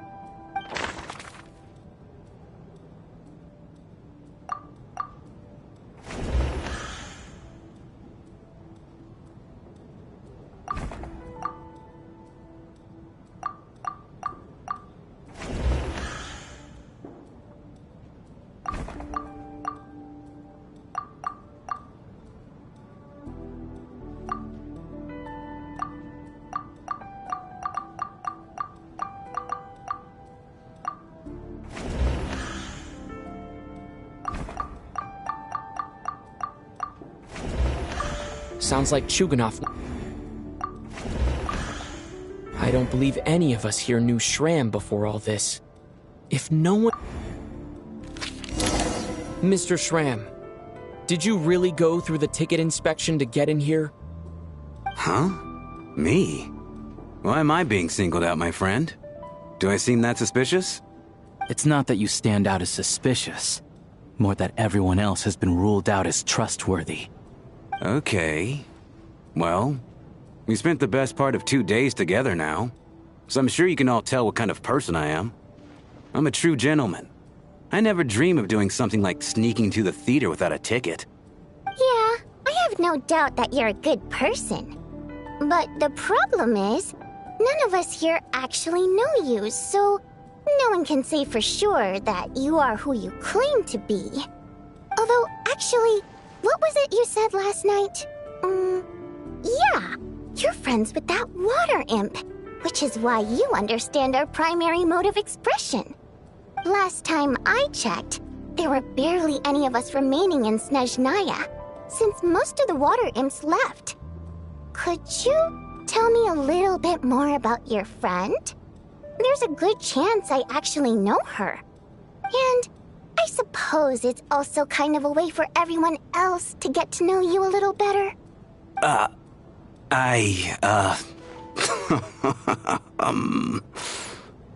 Good grief. Are you blushing? Pull yourself together, man. Stop giggling like a teenage boy. It's revolting. Hey, Revolting is a little strong. All right, fine. I'll admit it. That water imp friend of mine, the truth is, we're dating. I was just a bodyguard hired by our family. But the stars must have aligned, because sparks began to fly between me and their daughter. Never in my wildest dreams did I think I'd get so lucky.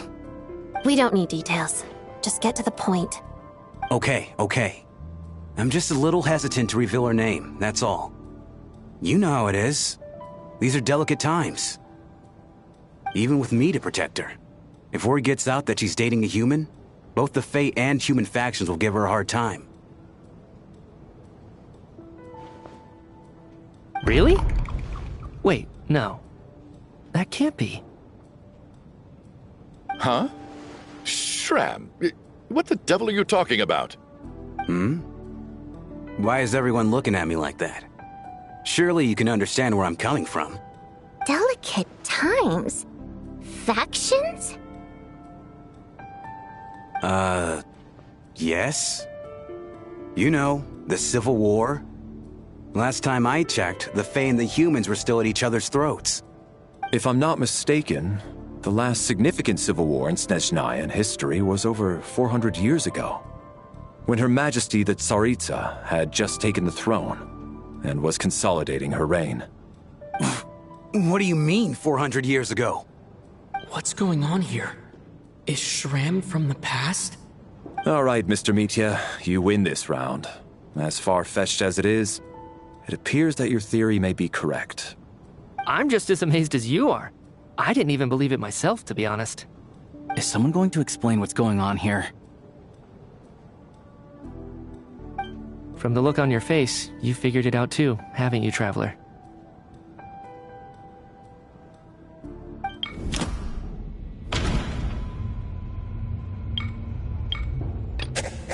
That seems to be the case. Vodyanitsa's private letter touches upon the history of the Water Imp aristocracies. No, the theater's ley lines have been Mr. Shram's statement, and according to the investigation report,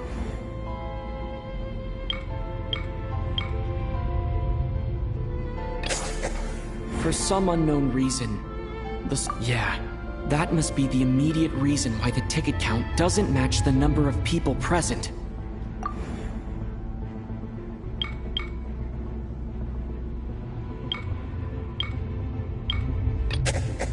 The death of those victims. The contents of the investigation report have been verified. Death is near. Yeah, the logic is clear now. The investigation report said that there would be souls stuck wandering around the theater because the ley lines were cut off. Mr. Shram must be one such soul who died in the theater a long time ago. In which case, that also makes him our extra person. So when the note said death is near, it must have been referring to death as in the deceased, people who died a long time ago. Someone who died a long time ago. In short, there's a dead person among us. The extra person we've been searching for is a ghost from the past. You mean I'm a ghost? No. Don't make jokes like that, my man. There must be some mistake. But even if I was dead, I know for a fact I didn't kill anyone these past 2 nights. Yeah, even if all that's true, the report also said the souls inside the theater can't affect reality, right? They're harmless. Then what if the problem isn't the souls at all, but the ley lines themselves? The ley lines have a powerful ability to attract and devour souls. Let's say that the ley lines are like a black hole, constantly seeking to engulf souls. But the souls that don't want to return are trying to avoid being sucked in. Why does this analogy sound so familiar? What happens when the black hole can't achieve its goal? I'm only speculating here, but what if it ended up swallowing innocent souls by mistake? That could explain why we weren't able to determine a cause of death. If you're right, and their souls were devoured by the ley lines, it does make some sense. It does seem to explain a lot of the things we couldn't make sense of. Does that mean it's true? Except there's no concrete evidence. Mitya is relying on a lot of logical leaps. Still, it seems like the best explanation we have under the circumstances. Alright, so how could Shram not know that he's dead? Seems a little unlikely that he hasn't noticed anything unusual even after several days interacting with us. On the contrary, it's perfectly normal for a soul to wander the theater for centuries without questioning their existence or reason for being there. It's simply what's natural for them.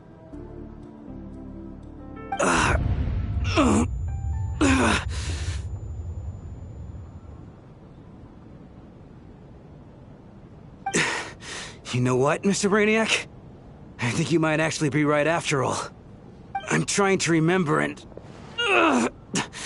even though my head feels like it's going to explode, I think... it's all coming back to me.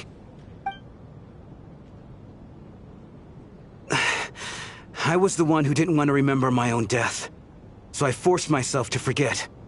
Well, I'm sure those are painful memories. My lady and I snuck out to go on a date one day. We bought tickets for the theater. It wasn't really my thing, but I was just happy to be together. All of a sudden, a group of people burst into the theater, shouting for all the water imps to get out, performers and audience members included. It was clear the conflict between humans and Fae had reached a boiling point. This time, the extremists were even coming after the water imps who had nothing to do with the war. I thought I could pull one over on them, so I took off my jacket, draped it over my lady, and tried to sneak out amid the chaos. But I got caught. They started shouting, calling me a traitor to humanity. But I was going to do whatever it took to buy our chance to escape, no matter how many people stood in my way. I had to, both as their bodyguard and out of love. It's all right, friend. You can stop there if you want. You don't need to dig all that up again. It's just... even now, I'm still struggling to accept the truth. How could I be dead? I'm sorry, everyone. If I'd known I was a dead man walking, I wouldn't have dragged you down with me. If I'm the cause of all this death, then punish me however you see fit. But, Mr. Shram... No. I refuse to be a burden. I know what I have to do. You said I've been wandering the theater for centuries, right?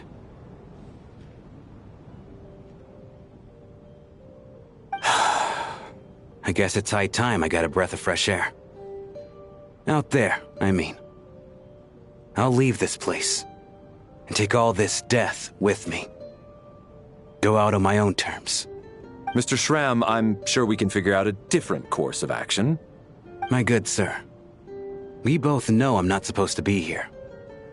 I should have accepted my death long ago. One way or another, this has to end. Unless you're saying this goes against another one of your military principles somehow. No, I'm speaking on a personal level this time. Let it go, man. Oh, wait. One last thing. Miss Waterimp. My lover. Her name was Letia. Letia Ozarova. Do you know what happened to her? Ozarova. Oh, Auntie Ozarova. That's what we all called her. I remember her as a very kind elder. She had a bunch of kids, too. I'm so glad she survived. And she had lots of kids? Good. That's... good. I could hardly expect her to stay single just because of what happened to me, right? As long as she went on to be happy, that's all that matters. Besides, I'm dead. My soul has been wandering around here for so long because I was worried about her. But now, I can go without regret. There's no need to see me off, my friends. I've enjoyed our time together over these past few days. Perhaps we'll meet again in the next life.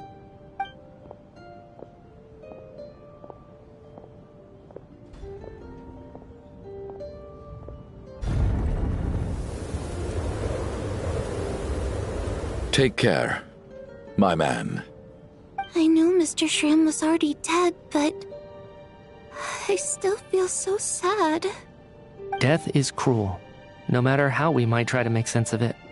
So, was the conflict between Fae and humans really that bad back then?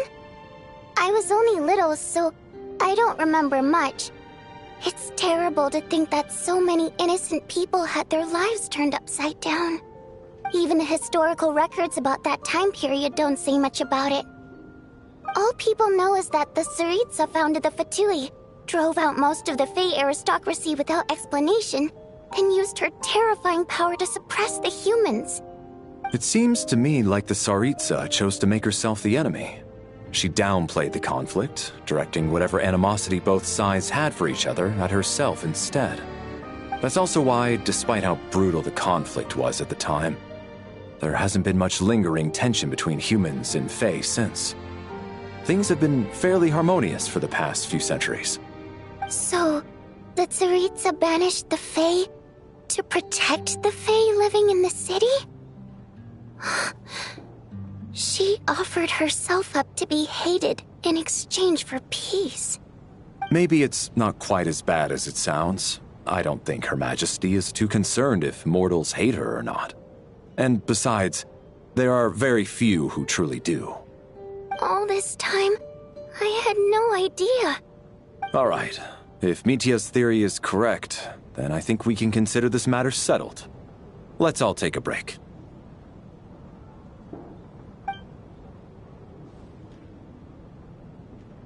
Ugh, if only this blasted storm wasn't still raging on.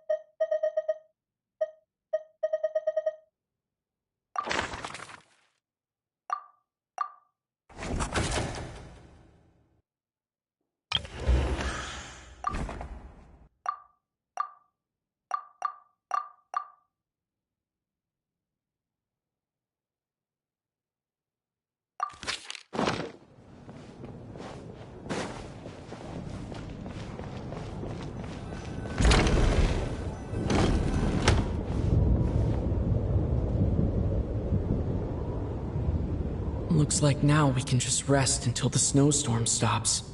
I still can't believe Shram turned out to be a ghost who'd been in the theater for hundreds of years. To think he was dead this whole time. What a strange turn of events. Knock knock. Huh? Knock knock. You know the door isn't closed, right? You don't have to knock. Think of it as a signal then. When I'm entering someone else's room and I knock, I'm here as Odette. If I don't knock, it's Lelik.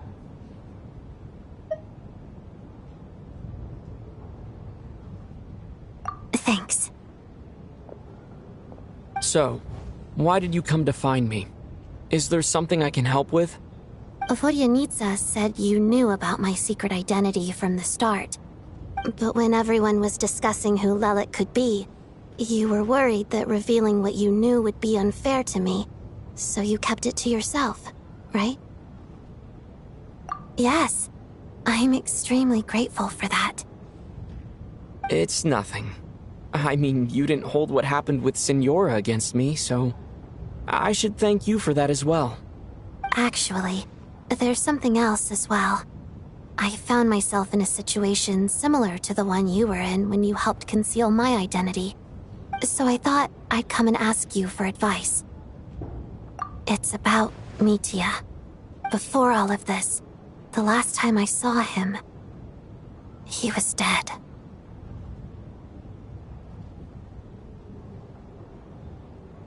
As I'm sure you know, my goal as Lelik was to stop Project Stuja.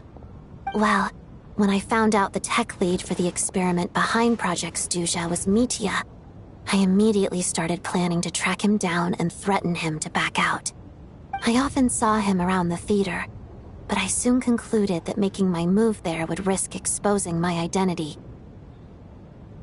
So I decided to infiltrate the Armory Palace and go directly to his lab.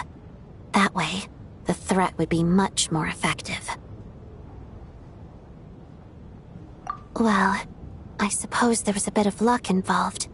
But I am a Fatus, so I already had some familiarity with the building's layout. But when I finally made it to his lab, Mitya seemed to be dead.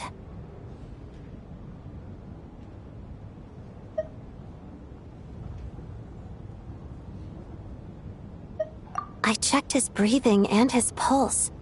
He had no vital signs whatsoever. I'm certain of that. I thought maybe another anti-Project Stuja activist had beaten me to it, and chosen a much more brutal method, so I made myself scarce. That's why you were so on guard around Mitya that first night here. Yes. When I saw him sitting in the audience during the performance, I could barely contain the shock. To me, it was a miracle. Somehow, he'd come back from the dead. But then, the murder started happening and things got so complicated that it wasn't really at the front of my mind. That is, until Mitya himself said there must be a dead person among us. Then, I couldn't ignore it any longer. And yet, you thought that bringing it up right away would single Mitya out. Just like when everyone was suspecting Lelik. Exactly. I thought there could be something I was missing. Besides, we soon figured out that Mr. Schramm was a ghost, and we knew there was only one extra person, so we thought he had to be the one. But now, it seems like there's another candidate. I understand why you kept it to yourself. There was so much information being thrown around during that discussion. Bringing up Mitya would have just introduced more confusion. So, what do you think we should do? Let me confirm one thing first. When was it that you found Mitya dead? Around a week ago. Sometime in the afternoon. A week ago? That's earlier than I thought. I saw him just a few days ago at a restaurant. That definitely would have been after you found him dead. He seemed completely normal to me. Chatting with Vodyanitsa, trying to avoid Valeri. So he was definitely alive on that day. Huh. Well, all I can say is I know what I saw. Here's a thought. The reason we even suspected a dead person could be among us was because of the problem with the theater's ley lines. But Mitya's death happened inside the Armory Palace. The ley lines affecting the theater shouldn't reach that far. You're right. I guess he doesn't fit the profile of the person we were searching for. I think the chances of it being him are very low. Surely he can't have died for real in the Armory Palace. Unless... Unless what? Unless he really did come back from the dead. You're right. Do you think we need to disclose this to the others? Huh, what's this? A private meet and greet? Where do I line up? That's not what's going on here. Well, I was just making the rounds. Thought I'd try to lighten the mood a bit. Vodyanitsa's handing out food if you're hungry.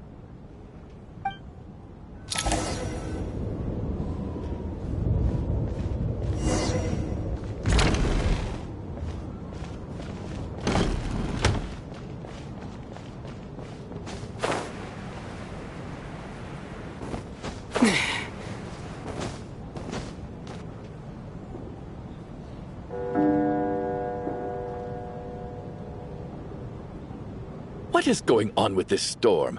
Could it be connected to that monster that just arrived in Snezhnaya?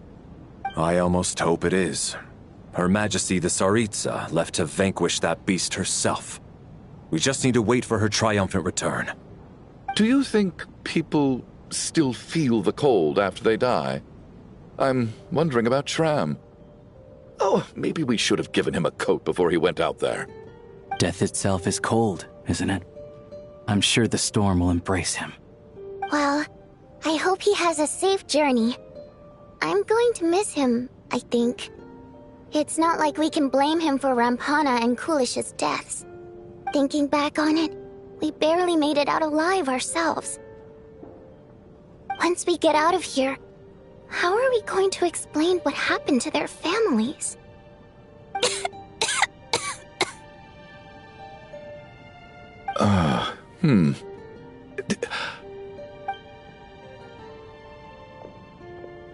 Are you okay? Here, take this. I've never used it.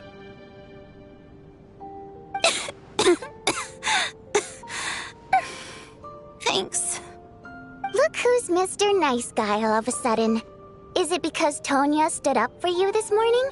At least you know how to return a favor. Yeah, without Tonya, who knows how badly he would have been hurt. I told you already, I never intended to resort to violence. Duh, bunch of rascals. Little girl?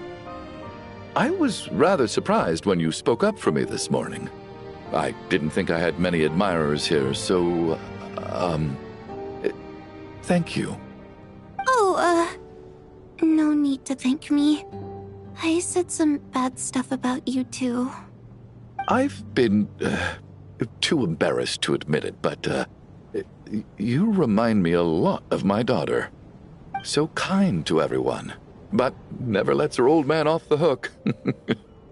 Unless my wife and I are having a fight, then she's always on my side. Especially when she was little. Every time I took her out...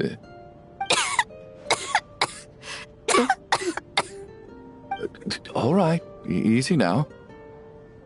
How long have you had that cough, Tonya?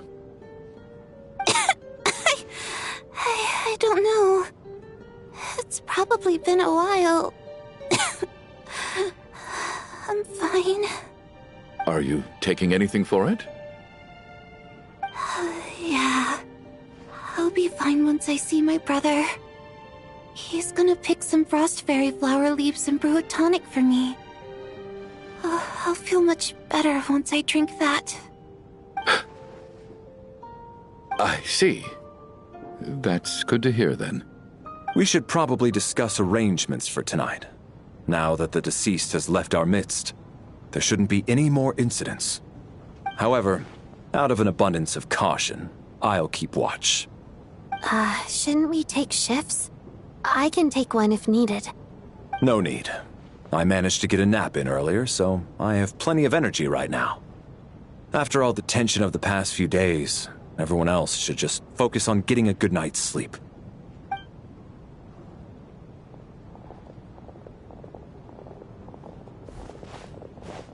What a long day. This whole situation turned out to be way more complicated than I expected. But Valeri's right. I should just try to calm down and get some rest. The last thing I want is to give myself nightmares.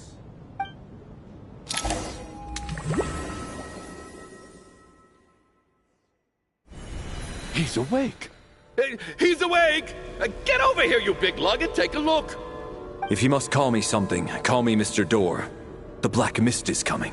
You need to go. Are you all right? Can you walk?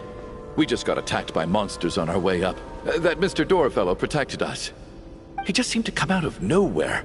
Not much of a talker, but when it comes to taking down monsters, that man doesn't hold back.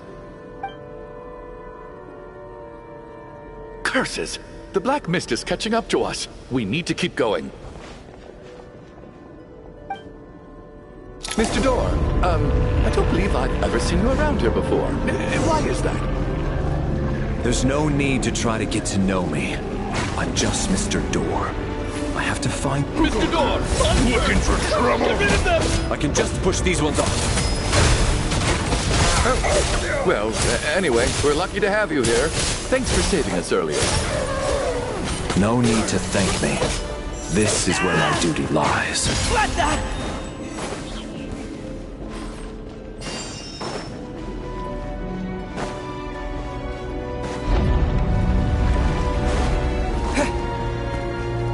So we're doing this the hard way.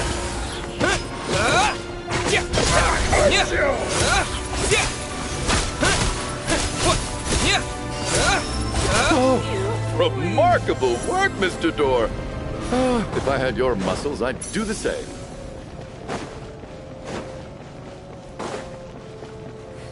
Are none of these doors the one you're looking for? No.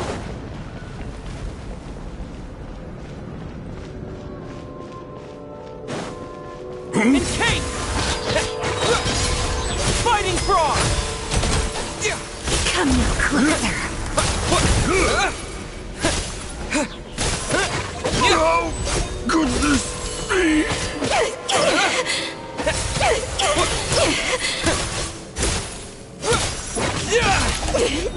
Impossible. I'm so exhausted, and the black mist is still rising. Oh. Wait, look! There's more monsters down there. Are they coming from within the black mist? No, no! They're gaining on us! Quick, keep going, or they'll be at our heels any second!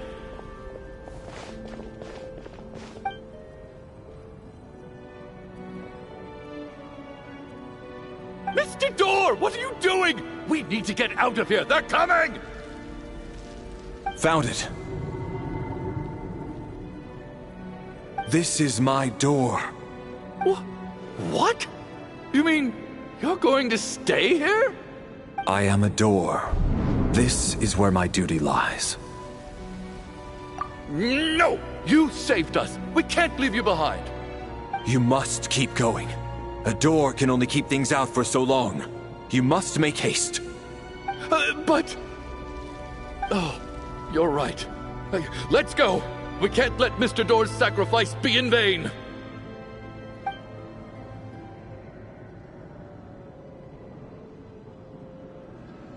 The black mist isn't moving anymore. Looks like both the monsters and Mr. Door are gone. I didn't just imagine all that, did I? Surely I wasn't so scared out of my mind that I hallucinated a door as a human being. Oh, okay, good. There's no way we both hallucinated the same thing. Getting sleepy? Well, looks like we're safe for now. Go ahead. Let's get some rest.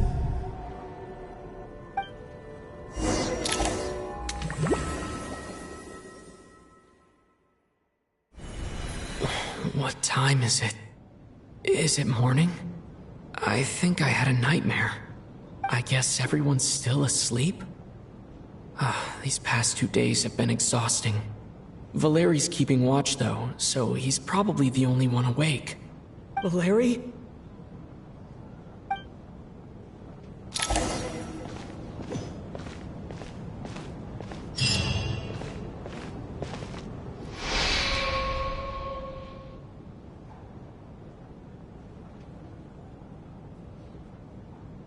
Wake up!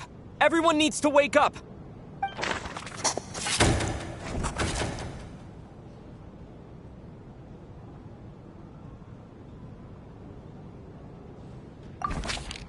Just like the last 2 nights. No clear cause of death. I've been a real thorn in your side, haven't I, Mr. Valeri? Now you can rest in peace.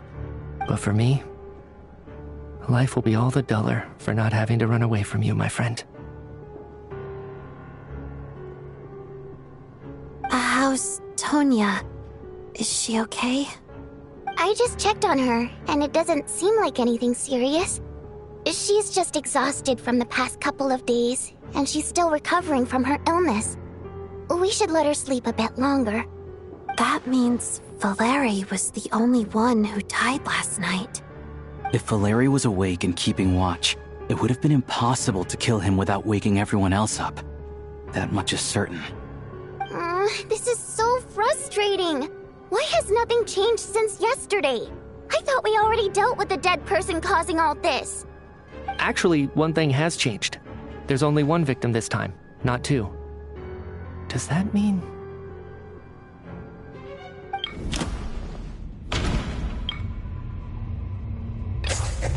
After the deceased Shram left, it's a reasonable conclusion.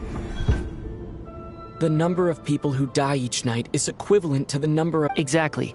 We identified Mr. Shram. By that logic, there must be one... Another one?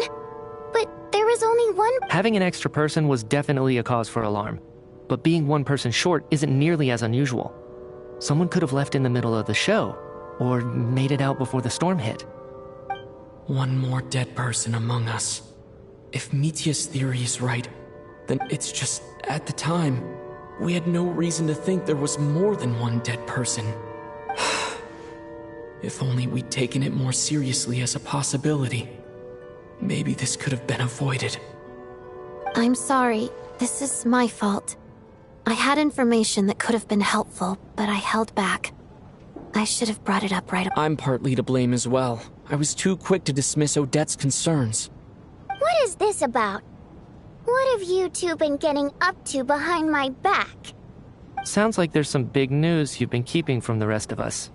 Well, we're all ears.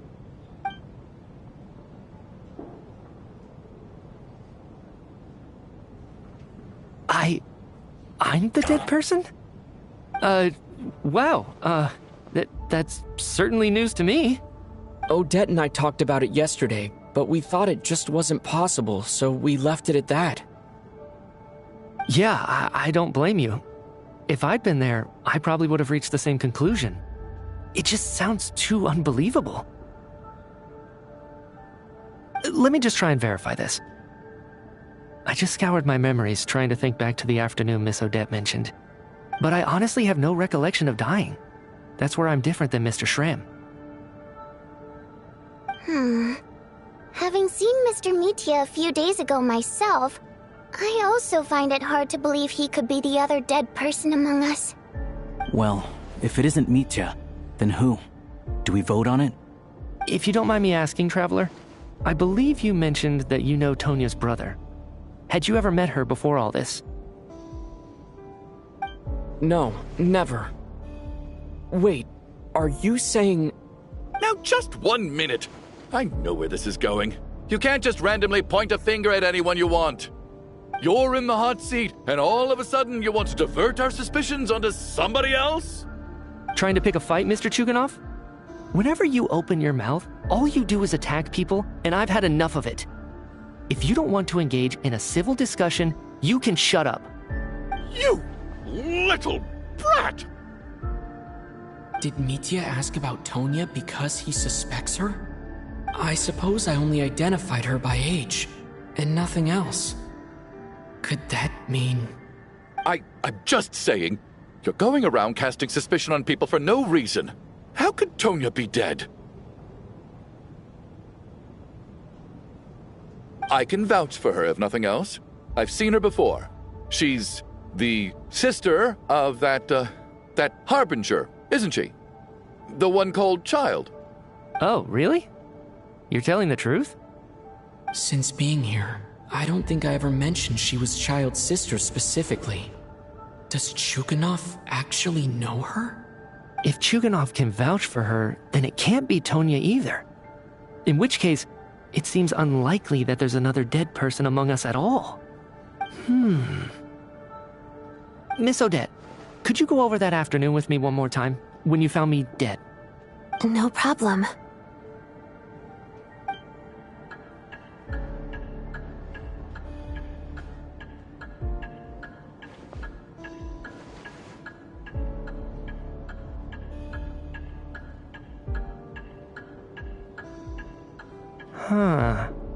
No matter how hard I try, I just can't remember anything about dying.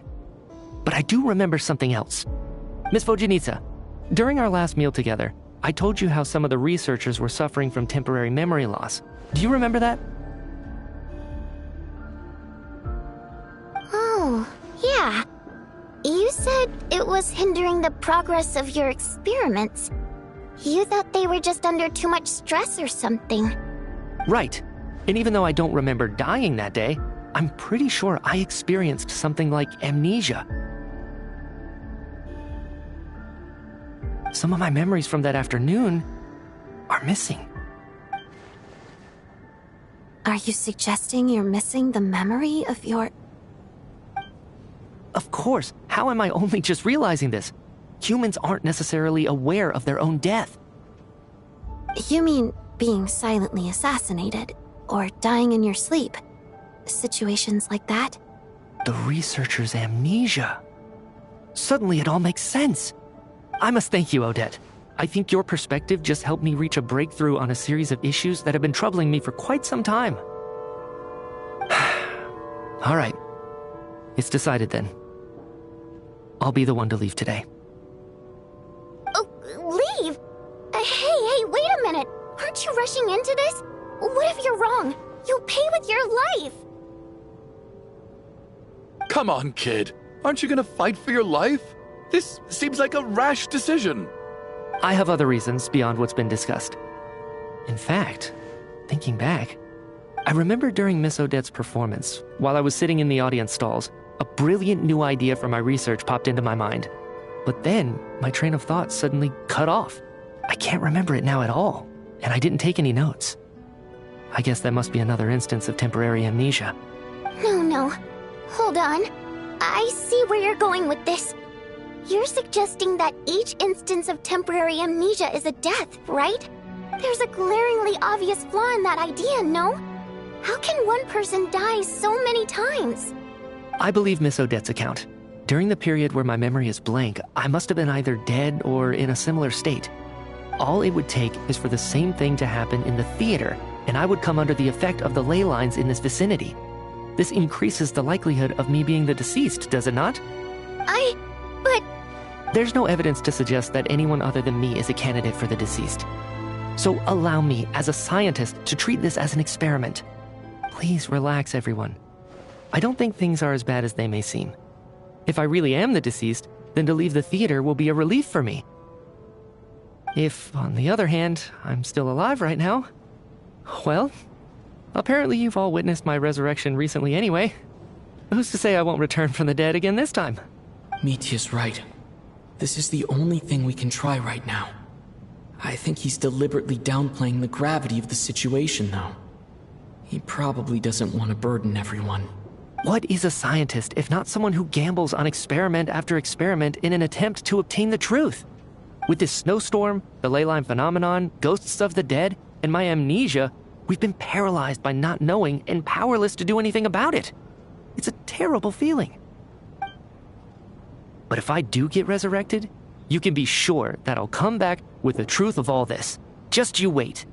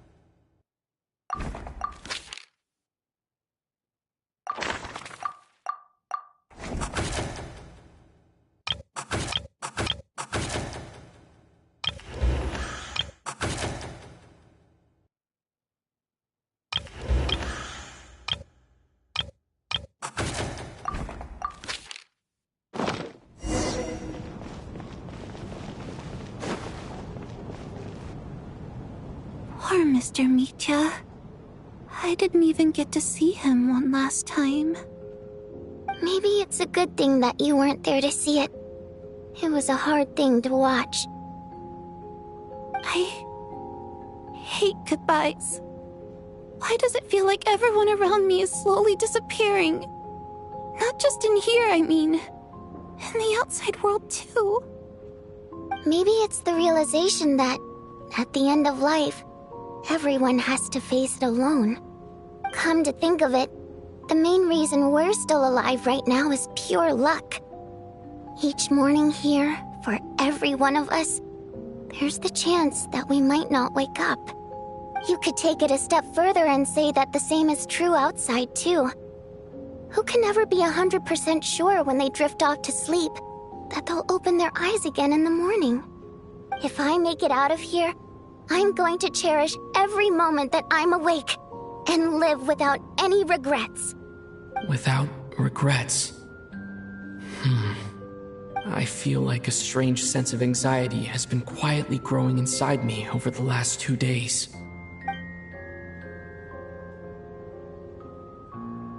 Are you okay? You look really glum. If something's bugging you, let's talk about it. There's only a few of us left here now. After everything we've been through, what's the point in keeping things bottled up? I have a travel companion named Paimon. Alosha and Odette have met her before. She's been feeling unwell recently. You're worried about her, aren't you? That makes sense. We've been trapped in here for days. To be honest, I used to feel like I was just a spectator in this world, watching everything that happens from the sidelines. Maybe it's because I'm a descender. A descender?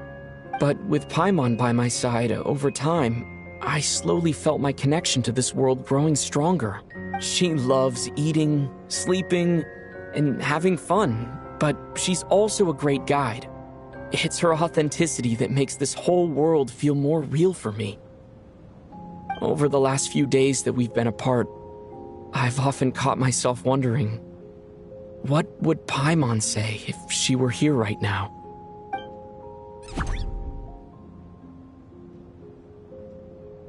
But by the time I snap out of it, the conversation has already moved on, and I'm still in my own little world. I'm trying to overcome this sense of detachment, but I really miss Paimon. I guess, in a way, she means the whole world to me. I bet she misses you when you're not there as well. Maybe you're her entire world too. I don't know if this will make you feel any better, but back when the water imps left Snezhnograd in droves, I also felt like the whole world was suddenly empty.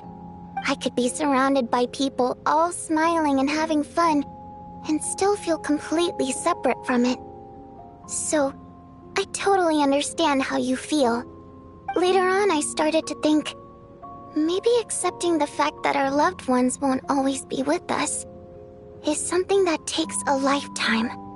All we can do is cherish their companionship from moment to moment. So, once we get out of here, you better hurry back to our side as fast as you can. You can't let your story end in regret. That's the trope I hate the most. Thank you. That's exactly what I needed to hear. But Vodyanitsa, if you hate goodbyes too, why didn't you leave with your people? That's just the choice I made. I used to regret it, but I don't anymore. Like I said before, singing is a water imp's primary mode of expression. It's how we convey our emotions. Our songs have echoed through this theater for hundreds of years, each one a story pieced together through moments of joy and sorrow. But does a story exist without someone to read it? To me, the answer is no. So I made the choice to stay. That way, there would still be someone left to sing these songs and listen to their stories. Otherwise, they could have been lost forever. Could you teach me how to understand your people's songs sometime? I want to be able to truly hear them, like Mr. Shram. A fan after my own heart. Thank you, Tonya. How about I sing something for you, and you tell me what you hear? Okay, I'll do my best.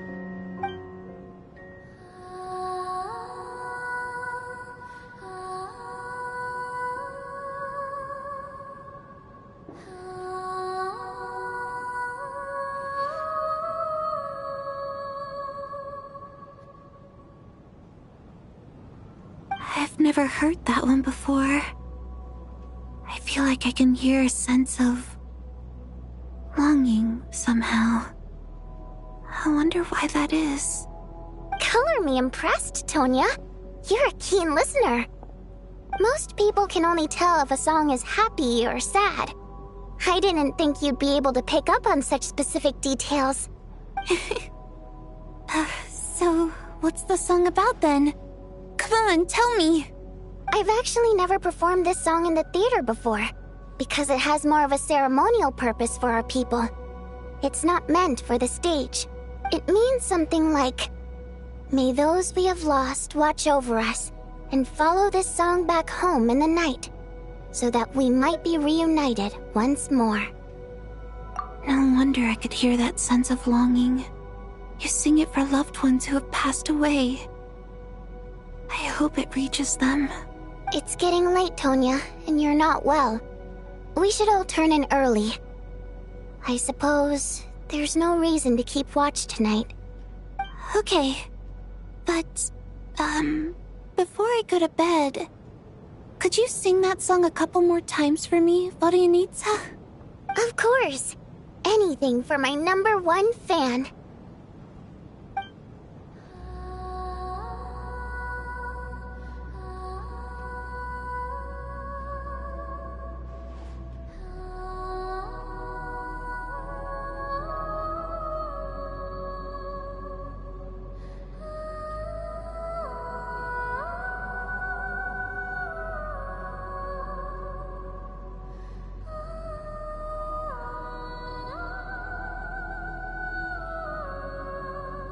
Once I get out of here, I definitely don't plan on ever coming back. But I guess that means I'll never get to hear Vodianitsa sing again. That's a sad thought. Before I fall asleep, I should cherish this moment of companionship while it lasts.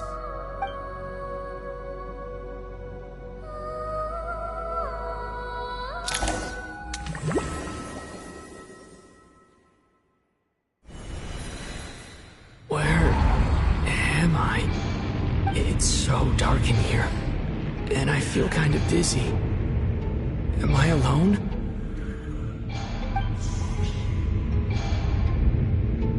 Huh? What was that noise?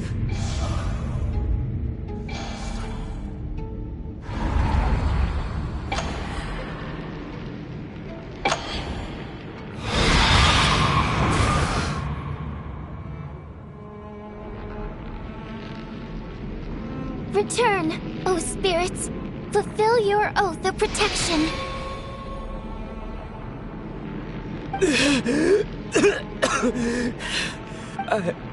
I'm alive? What just happened? No time for questions. Quick, over here. Turn on the switch. We need to bring back the light.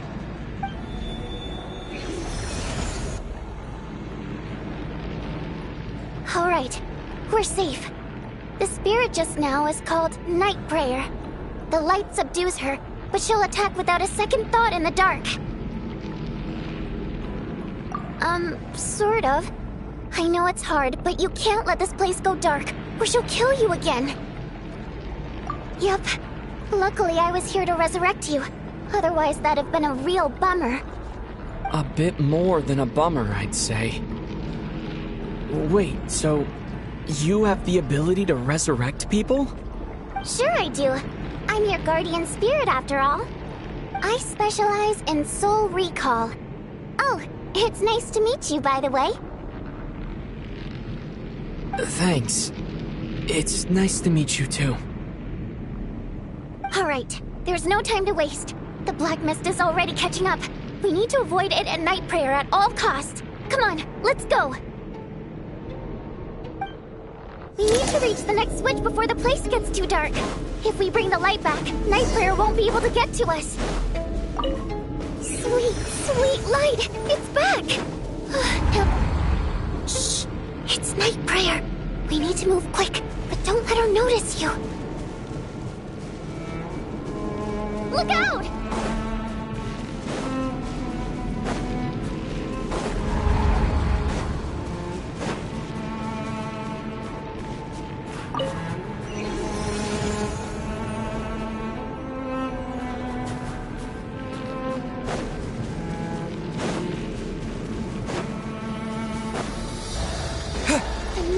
Which is over there.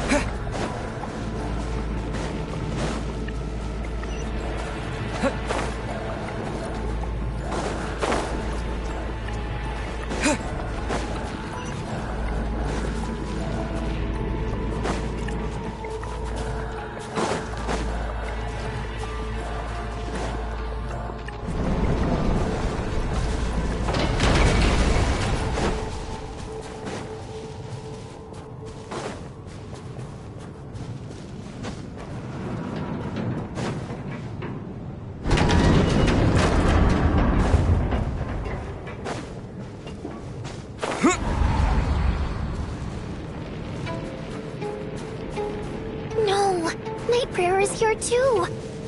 This can't be the only path. Let's head up there and take a look. The switch is just up ahead. Hurry!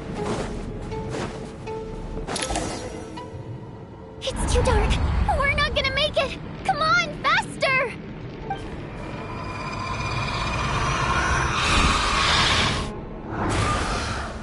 Traveler! I won't let you die like this. Not on my watch.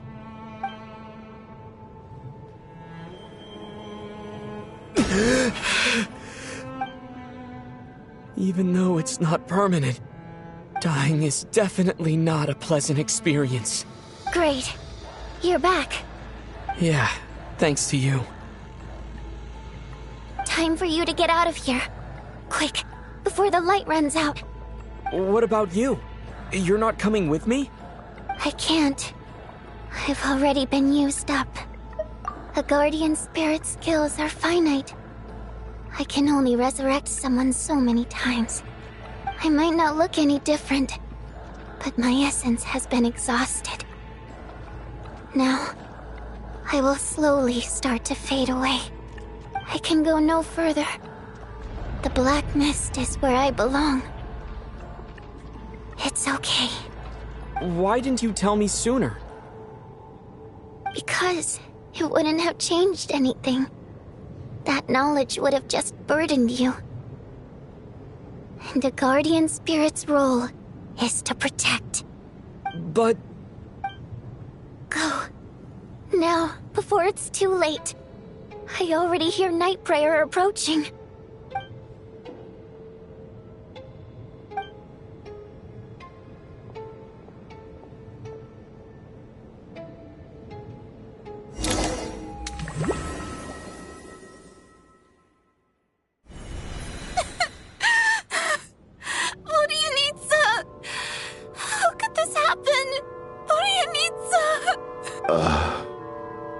Well, I guess there's no need to inspect the body.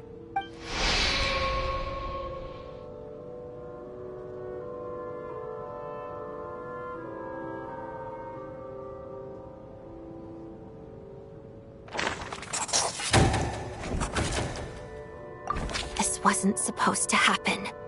You lied to us, didn't you, Chuganov? You've been lying from the start. Take a long, hard look at yourself before you go around accusing other people. I suspected you on day one, Lelik, and now look where we are. By some strange coincidence, you've never been targeted. You just happen to have survived this long? No, you should be the prime suspect. And you, little hunter, ever so content with staying on the sidelines. Yet you were the one who stopped us from leaving from the start. Why are you trying to keep us here? Now you're just lashing out indiscriminately. That's either a sign of anxiety or a guilty conscience. Where was all this passion and bravado before? Decided to fight until the bitter end. Is that it? Is that a threat? Fine, bring it on. You think I'm afraid to die after all this? You want to kill me? Go ahead. I'd like to see you try. After all the trauma of the past few days, everyone's been pushed to the breaking point. Valeria and Mitya aren't here anymore. Someone else needs to step up and take charge. But first, I need to think this through. Considering everyone left, who's the most likely candidate for the deceased?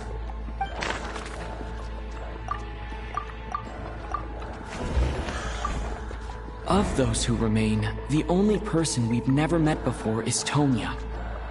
There is room to doubt her true identity. People are easily misled by first impressions.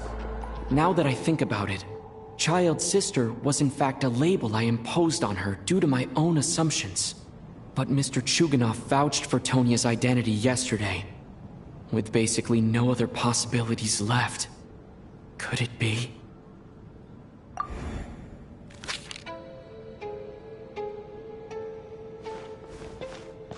Tonya, how's Tusser been lately? Tusser? Your brother Ajax must have mentioned me in his letters home, right? Did he say anything about a blonde traveler? No. And my brother's name is Razik, not Ajax. Chuganov, looks like it's your turn to do some explaining. Yesterday, you said you could vouch for Tonya. Why did you give us a false testimony? I knew you were behind this, Chuganov. You've been lying through your teeth from the start. Everything about you is fake. Down to the wife and daughter you're always talking about. Your entire family man persona is a charade, isn't it? That night, when I infiltrated your place as Lelik, I noticed you were home alone. Didn't think much of it at the time. Just thought everyone else was out. But thinking back on it now, that doesn't seem very likely. My guess is, you live alone, don't you? Even that was a lie? But why would he lie about having a family? Oh! Curses! Oh, why is there no end to this blasted snowstorm? If it would just stop! If it would just stop. I think I remember now. I know how I ended up here. It feels like a distant memory. But at the same time, it's just like it was yesterday. The reason I'm always coughing is because I got sick with frostbite. The locals usually call it the snow cough. It's not a very common illness. It's partly genetic and partly caused by the cold climate, but it can be fatal. They sent me to the hospital as soon as they found out I had it, and I spent so long lying there in that hospital bed. After a while, I felt myself growing weaker and weaker. Nothing seemed to be working anymore. Neither the treatment that the doctors were giving me, nor the medicine my brother was brewing from frost fairy flower leaves. So one day, I told my brother that I wanted him to take me outside for once, so things could be like they used to, just for one day. I wanted to meet loads of friends, experience new things. He agreed. He snuck me out of the hospital, and we escaped. We got to the theater, bought tickets, and went inside. Oh, it was all so exciting. I remember the show very clearly. It was amazing. But I found myself getting sleepier and sleepier. Oh, Tonya. When I woke up, I couldn't find my brother anywhere, so I guessed he'd already left. But there's no way he'd leave me behind. So I decided to stay here and wait for him. At the time, I figured he'd probably gone to brew some more medicine for me. I was planning to chew him out for abandoning me when he got back. Tonya, it sounds like by then you'd already... Yeah, I know. I understand now. Dead, aren't I? This cough and the feeling weak, it's probably just my body's memory. After all of that, it turns out I can't blame my brother after all. I was the one who abandoned him. I'm sorry, everyone. I realized this much too late. It seems like death skewed my perception. And now I've dragged you all into this mess. Your name probably isn't even Tonya, is it? Didn't that ever strike you as odd over the last few days? Well, when I was little, my brother and I read a storybook, and Tonya is the name of one of the characters. When we escaped from the hospital, our family and the hospital security were looking everywhere for us.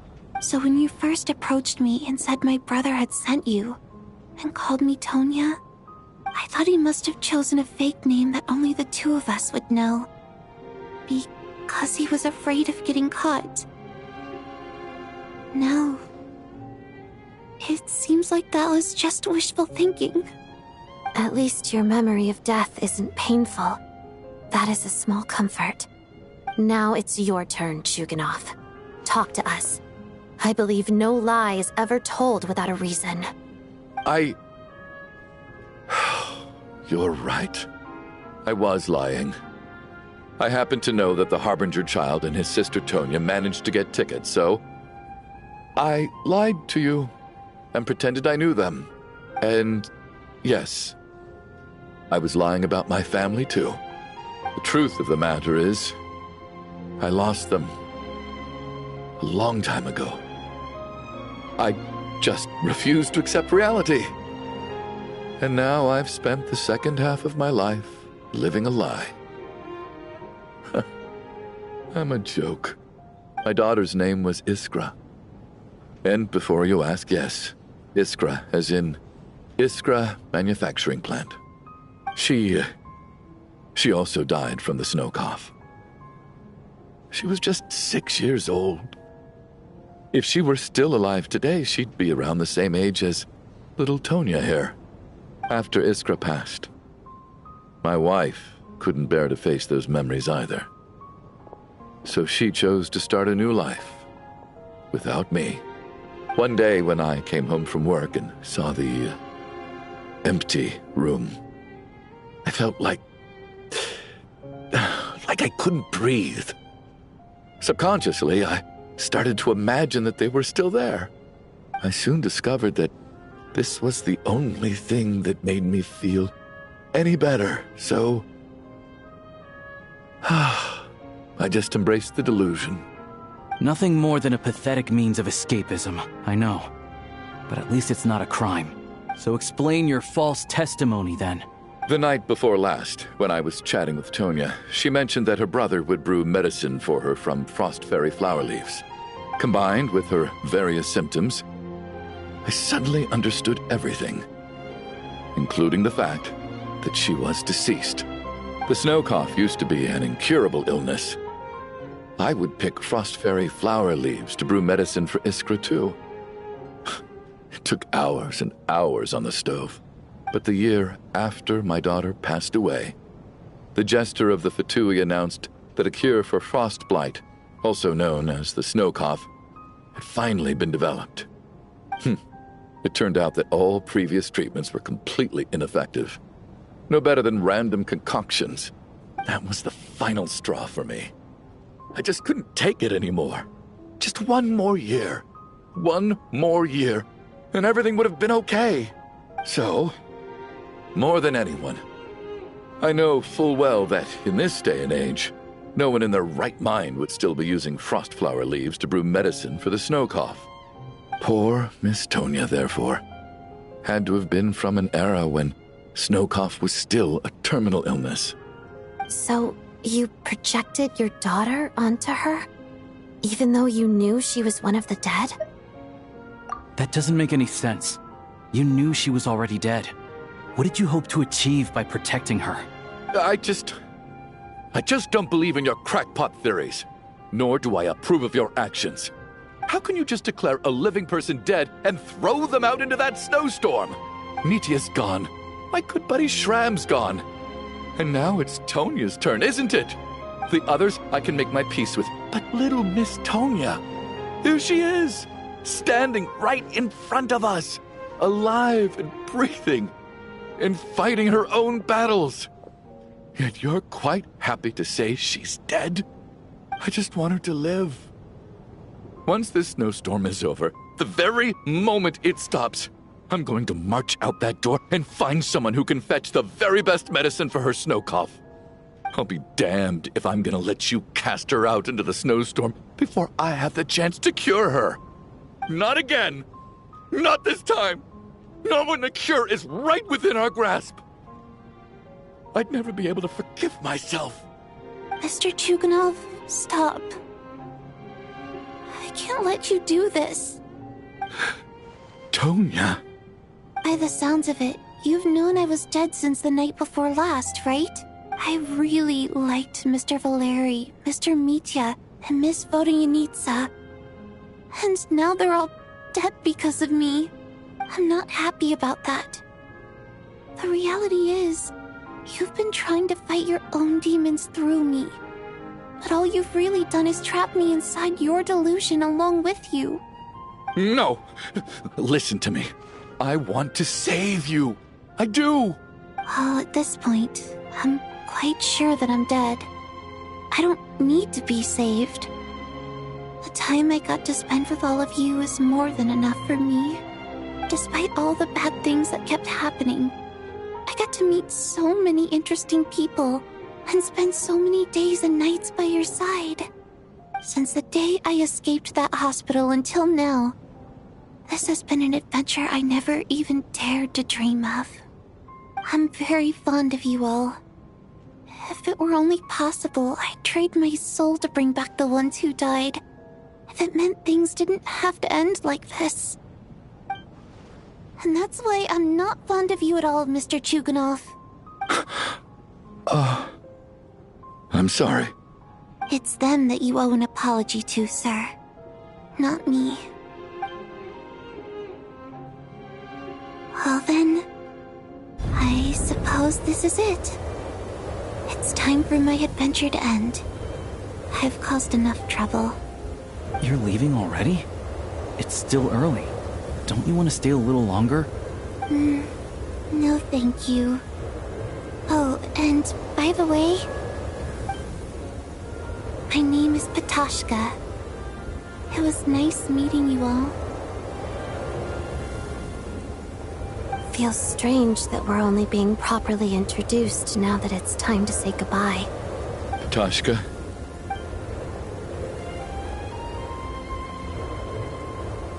What are you doing, Chuganov? Are you crazy?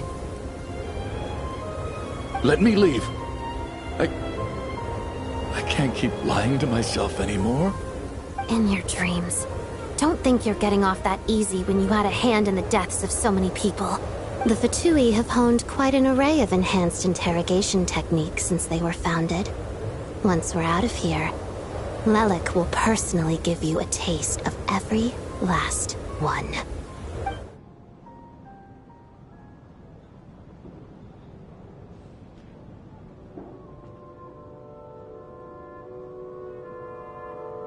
I think we should leave. I doubt this snowstorm is ever going to stop. For all we know, this storm might have destroyed all of Snezhnaya by now. Maybe even the whole world. Wait, we finally solved the mystery of the haunted theater today. Maybe let's at least try to enjoy tonight? Fair enough. I don't particularly feel like dying in Chuganov's company anyway. And yet you won't let me die first. Hey, Chuganov, on a serious note, if we do make it out of here, you should close down that factory of yours. A lot of people are freezing thanks to you.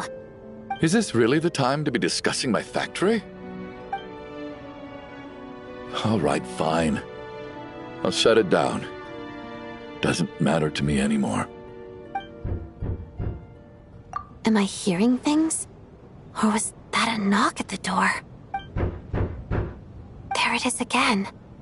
But I don't understand. The snowstorm hasn't stopped, has it? Should we open the door? Is this it?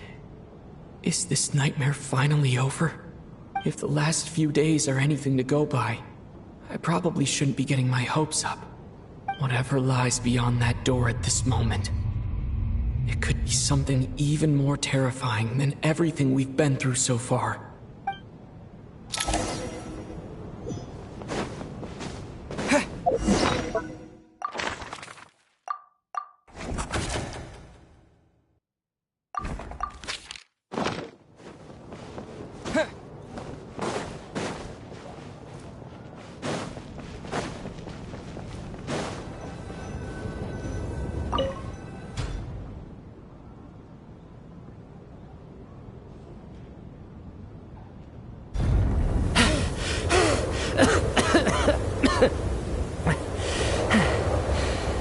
everyone. I'm back. How are you doing? Feeling any better? Much better, thanks. Whew, it is so good to have you guys here. I was a little worried that the theater would be empty by the time I got back. Let me see. Tonya and Vodyanitsa are missing, which means... Vodyanitsa died last night. And then you discovered that Tonya was the other dead person. Am I right? Not Tonya. Petashka. First, tell us how you made it back here. Given the conditions outside, no one should be able to return alive. You're right. The thing that got me back safely was... a song. I heard someone singing. After walking into the snowstorm, my mind grew hazy. I don't know how long I walked through the storm before my mind completely slipped away. Then, suddenly, I heard the sound of singing. The voice instantly brought me back to my senses, and I regained consciousness. So I followed the voice, searching for the source of the singing. I searched and searched, until finally, just a few moments ago, there was the entrance to the theater, right in front of me. I've actually never performed this song in the theater before, because it has more of a ceremonial purpose for our people. It's not meant for the stage. It means something like, "May those we have lost watch over us, and follow this song back home in the night, so that we might be reunited." That must have been Vodyanitsa's Requiem. Who knew it actually worked? That song is meant to guide the souls of the dead. Mitya, that must mean that you...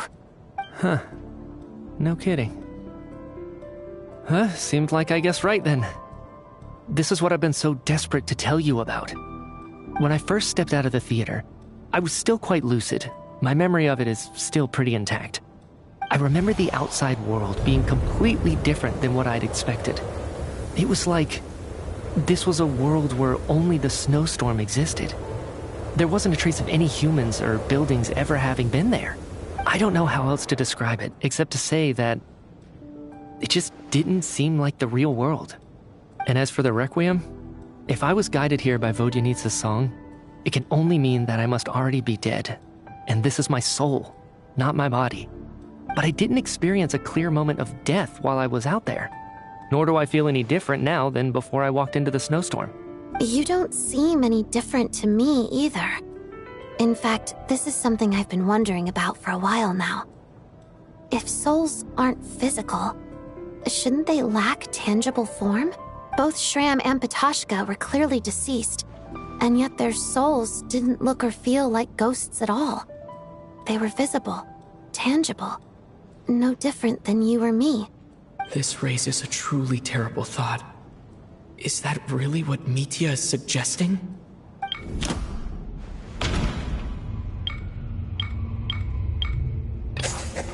Mitya's soul was summoned back by the Requiem, confirming that he is indeed already dead. And yet, he looks no different from us. Of course, if even the long-deceased like Mr. Shram can blend in with us undetected, then maybe we've all been dead from the very start. And all of us are now souls wandering the theater.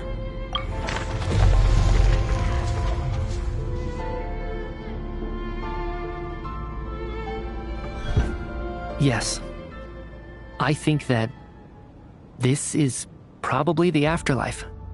What did you say?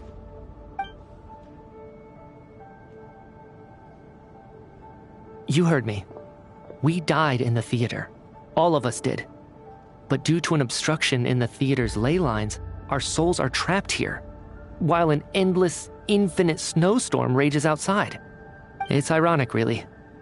All that time, we were working so hard to figure out who the deceased among us were, when the truth was, we were all deceased. The only difference being some of us died more recently than others. Do you remember that note, "Death is near"? Seems like we misunderstood what it meant after all. Death was nearer than we wanted to think all along. The note simply meant that all of us were already dead. So all our attempts to survive Our search for the deceased. It was all for nothing? Hard to say. At the very least, we helped 2 lost souls find clarity and go to where they belong. The presence of those 2 is probably what caused our souls to be drawn in by the ley lines. In which case, the deaths we've awoken to over the past few days were just souls returning to the ley lines for good. If what you're saying is true, doesn't that make us the lost souls now? Huh, no wonder. This afternoon, when I was moving Vodyanitsa's body, I noticed that the other bodies in the room hadn't decayed one bit after all these days. That's further proof that those aren't physical bodies at all, but merely our shells here in the afterlife. Am I really dead? This doesn't feel real to me at all. No, that's impossible. This cannot be how it all ends. I still find it hard to believe that all of us are dead.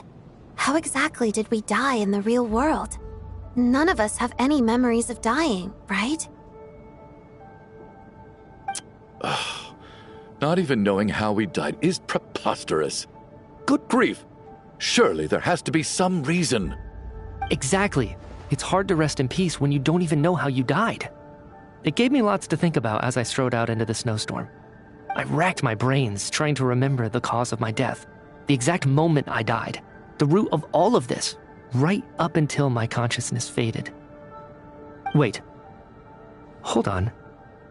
Right before I lost consciousness, I think I saw something. I can't remember. And I think I lost my notebook and pen. Mitya, your hand. Is that blood on your fingers? Huh? You're right. There's blood on the fingertips of my right hand. Looks like it's already dried. When did that happen? What the? I guess this was what I saw. I must have desperately drawn it in my own blood right before losing consciousness. What's wrong? Do you recognize the symbol? It's Renova, the ruler of death. Huh? Alosha, do you still remember that Snezhnayan folktale you told me about? It was about the Grim Reaper. When someone's about to die, he appears as an incarnation of someone familiar to guide their soul into the afterlife. And as soon as you recognize his face, your life is over. I heard a similar tale when I was little. You think the Grim Reaper in this story refers to the ruler of death you mentioned? That's right. In which case, death is near could also mean that the Grim Reaper is here disguised in a familiar form. Death, the deceased, and the Grim Reaper? So it's a triple entendre. When I first saw this note, I thought it contradicted the investigation report. But now it seems like that was the whole intention. So the Grim Reaper deliberately misled us. Then, we started suspecting each other and searched for the deceased while they hid in plain sight. By that logic, the one person most likely to be the Grim Reaper incarnate is...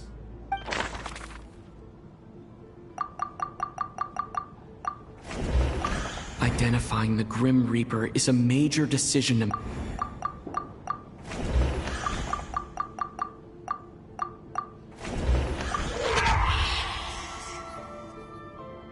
No doubt about it. It's Alosha. Looking back at how everyone has acted over the past few days.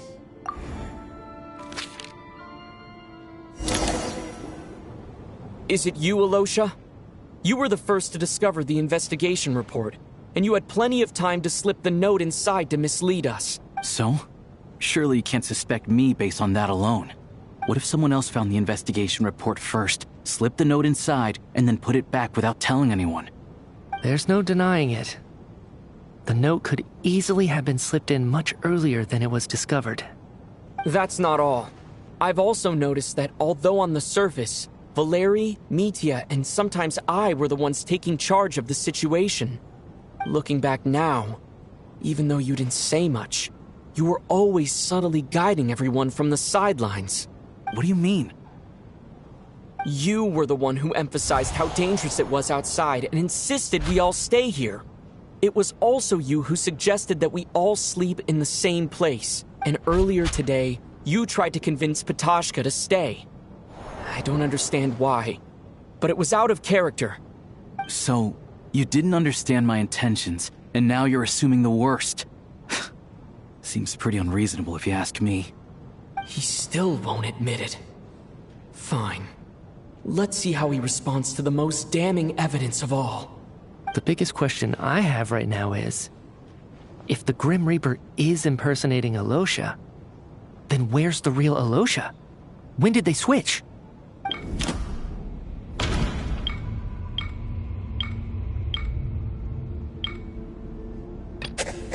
No. That's right. This right at the start. Before any victims had even emerged, Alosha was switched.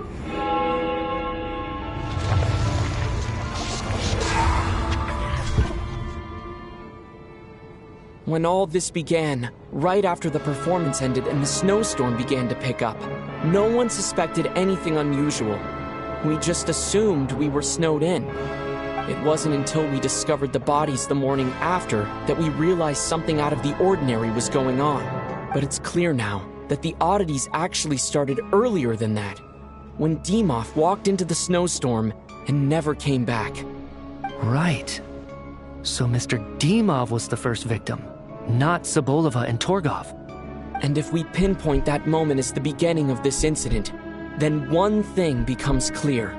Alosha, you are the only person who walked into the snowstorm and came back without the help of Vodyanitsa's Requiem. More precisely, Alosha never came back at all. The one who came back was the Grim Reaper. Not bad. Well, since you've backed me into a corner, I suppose there's no point in keeping up the act anymore. Alosha? You're the Grim Reaper? I am no such tired cliché. Mortals should address me as the ruler of death. Before being wiped out for good, you identified the two deceased, and even sensed my presence. A commendable achievement. Far beyond what I expected. I heard you can ferry souls. Those deaths each night. Were they your doing? Your initial conclusion was correct. Due to the existence of the two deceased, the ley lines yearned to reclaim those long-lost souls. Every night they devoured an equal number of souls to fill the void. This required no intervention from me. Though, of course, ferrying souls is indeed my authority. Here, take a look.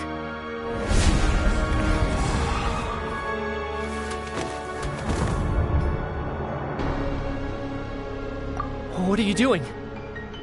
That takes care of today's too.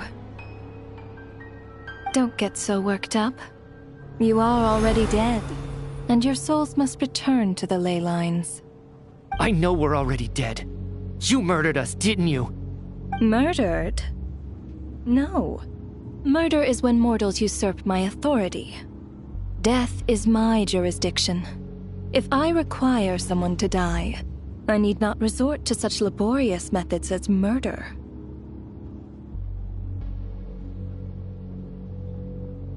You simply met the criteria to trigger my curse of death.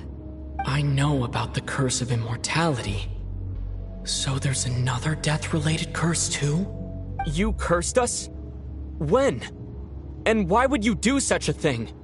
So often, humans pray to me, begging to know when their death will come, and what form it will take. But few people ask why. If you must have an answer, know that death comes simply because one's time has come. So you're not gonna tell us the truth? Hold your tongue. By all rights, you shouldn't even be allowed to speak with me. Those angels from the past are to blame for the reckless renovation of the ley lines here. It's made my work on this occasion infuriatingly complicated. Work? So trapping us here, making us watch our friends die, that's just another day at work for you?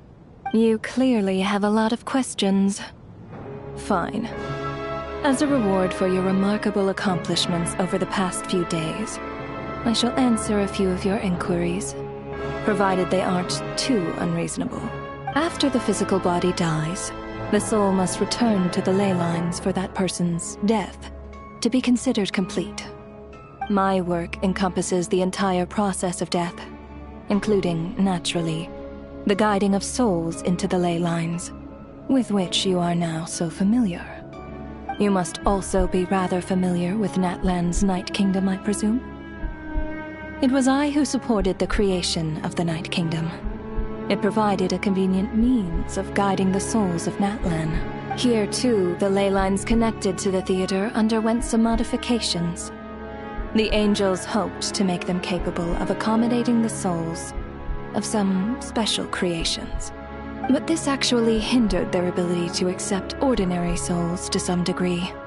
This effect manifested itself after you died from the curse in the theater, leaving you stranded in the afterlife, unable to achieve a complete death.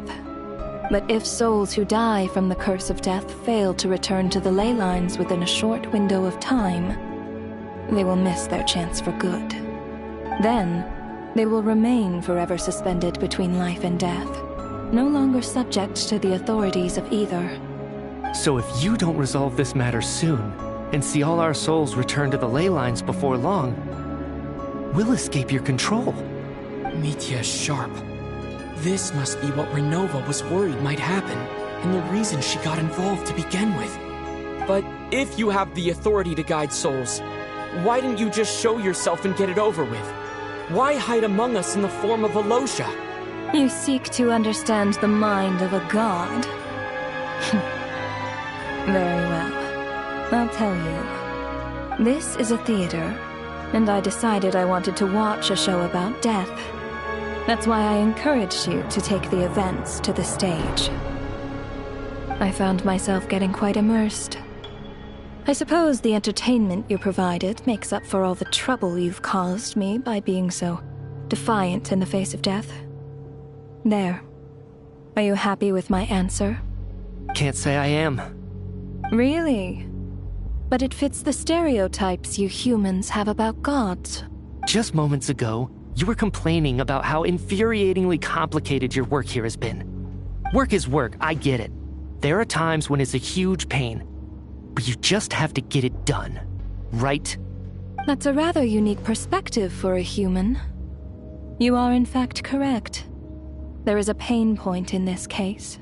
Due to the obstruction in the theater's ley lines, there is a hard limit on the number of souls they can receive each day, making it impossible for me to ferry all your souls at once. Revealing my identity too soon would inevitably have led to futile resistance, and there was a risk that any souls who chose to run would disappear. Then there was the issue of the 2 lost souls you called the deceased. The way you resolved that quandary was all part of my design. That's what I don't understand. If all of us were souls of the dead, what made their presence among us special? For centuries, they have refused to return to the ley lines, exploiting the issues created by the angel civilization to resist being drawn in. Centuries of obsession accumulated during this process. You may think of this obsession as the resentment of the dead, and in this quantity, it was a bomb that could have detonated at any moment. It reached the point where I could not afford to leave it unchecked. But the only way to fix it was to help them acknowledge their own deaths, make peace with their regrets, and willingly walk into the snowstorm.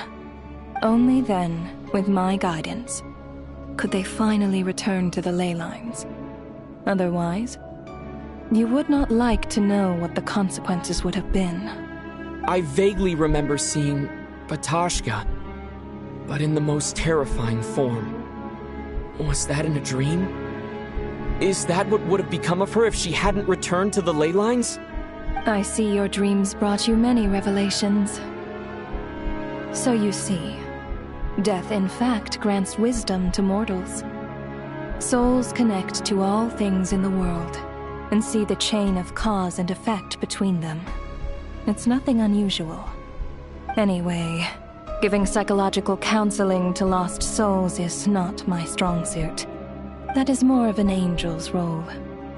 It was something I could not resolve directly using my authority, so I decided it was easier to leave the bomb defusal to you. Meanwhile, of course, their presence caused the souls of other members of your party to return to the ley lines each night.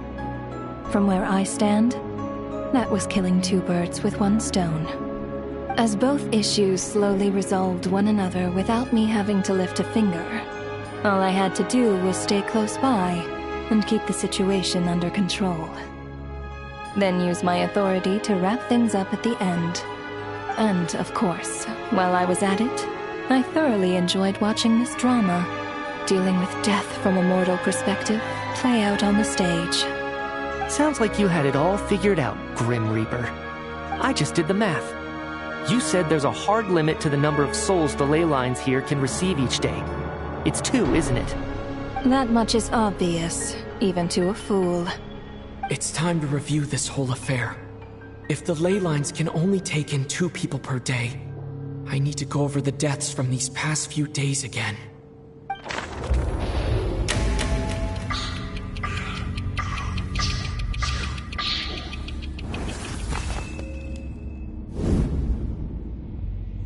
Looking back now, none of us had the faintest idea at the time. From the moment that staff member named Demoff walked into the snowstorm, the incident had already begun.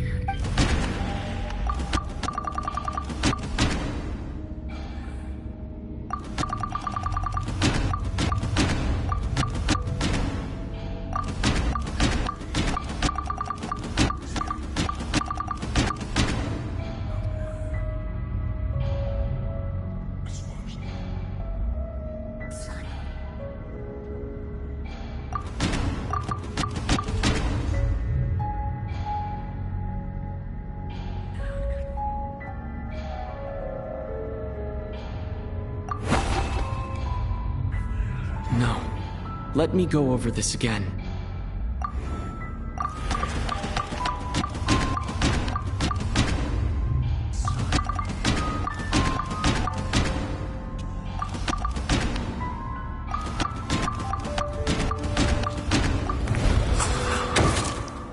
Alosha was the second to walk into the snowstorm after Demoff to investigate. During this process, the ruler of death assumed his identity. During our first night in the theater, everyone was caught up in the novelty of it all. No one could have expected there would be victims the very next morning. Despite all the confusion, and with the help of hindsight, we finally began to realize that something was amiss with the snowstorm.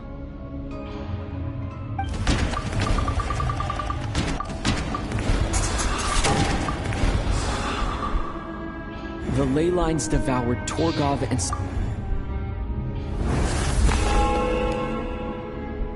Odette and I spoke a lot that night. 3 people were on watch, but in the morning, we discovered that someone had fallen victim all the same.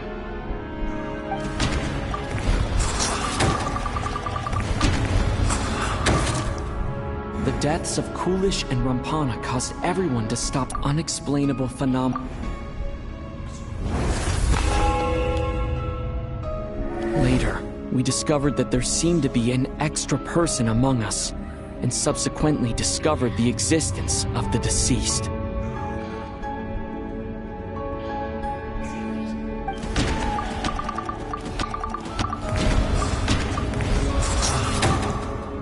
Mr. Schramm realized he was the deceased.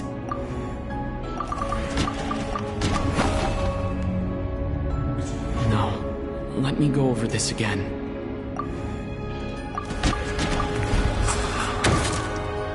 I thought it was all over, but Mr. Valeri's death was a root of a lot happened today.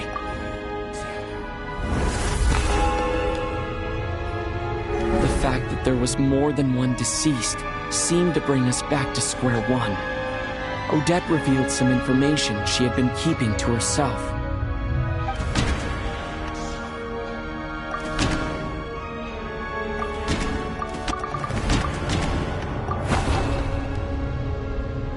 Although Mitya did indeed, the void in the ley lines hasn't been filled. Vodyanitsa was swallowed.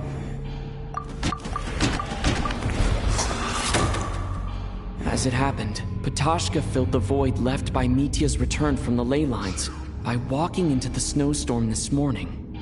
The girl I thought was child's sister Tonya turned out to be another of the theater's deceased. Come to think of it, Ptashka was about to walk into the snowstorm at that time. And Renova, unaware that looking back, I suppose that was an early slip-up on her part.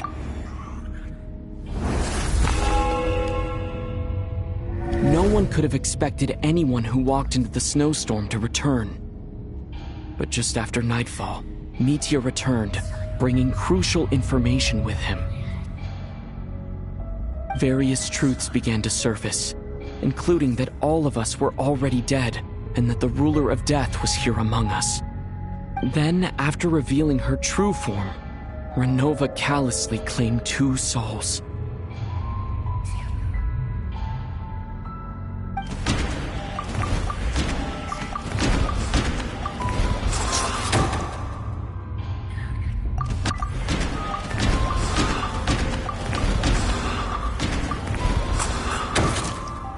In fact, everyone was already dead by the time we took the photo. Now, only Mitya and I remain. And the true culprit behind everything still stands before us. In Mitya's eyes, I see the same anger and frustration that I feel.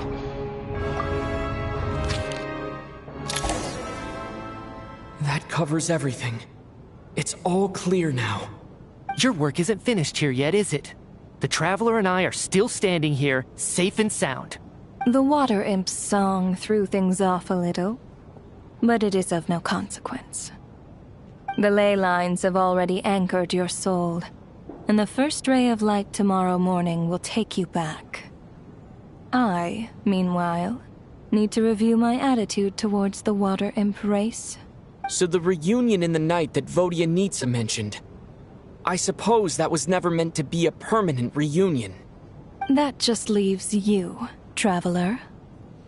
My power only allows me to temporarily separate your soul from your body. The ley lines of Tevat would not accept you, and your soul is firmly anchored to your body by your will. For a descender like you, who is not bound by Tevat's rules, your death can only be brought through the most violent of means, such as directly destroying either your body or soul. I have no interest in involving myself with Descenders. For now. Although, this may change if Asmodee remains missing, or you insist on interfering with our affairs. One last question then. All our struggles and sacrifices here, they were meaningless from the very beginning, weren't they? Death abides no reason. Besides, what you call sacrifice is merely a concept created by humanity. To me, it is nothing more than a self-indulgent charade in the face of death. Mere mortals fantasizing that their actions could reclaim something from my grasp. A truly laughable idea.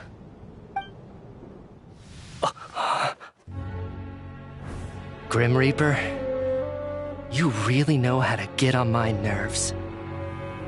I'm not here to ingratiate myself with you. I kill merely because your deaths are necessary. Oh, you've made that quite clear. But humans don't take well to being scorned. Not even by the gods.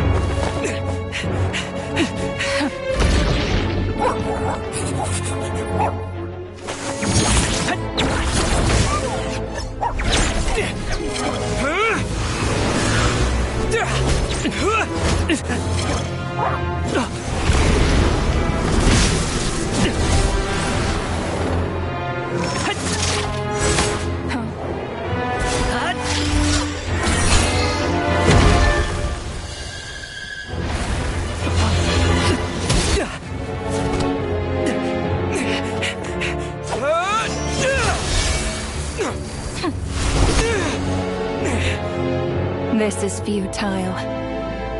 You must know that you are powerless against me in my own domain. I suggest that you save your strength. For what? Maybe we can't change it. But if nothing else, we can at least teach you to have some respect for the dead. Audacious.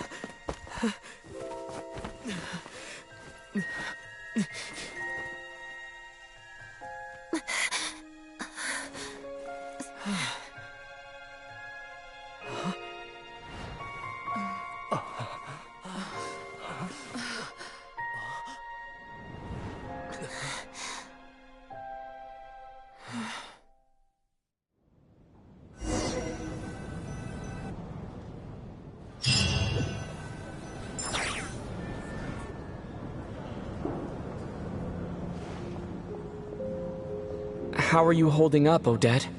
What happened to me? How much do you remember? What do you mean? Is the performance over? I can't seem to recall what happened. Has Odette already forgotten?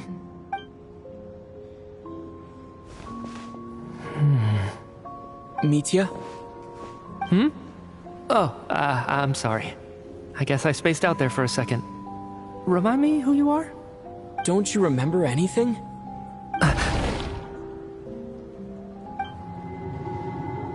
Yeah, I remember now, comrade. Looks like we guessed right. Just like me when Odette found me at the Armory Palace. For some reason, everyone killed by the Ruler of Death eventually came back to life. Just with one catch. They forgot what happened while they were dead. Odette and the others have already forgotten everything. Why were you able to remember this time? Could this be the reason? You said this is the Ruler of Death's symbol, right? I don't see anything there. You don't? Huh. Okay, I guess that makes sense. I carved this into my hand in the afterlife, so it's not visible in the physical world.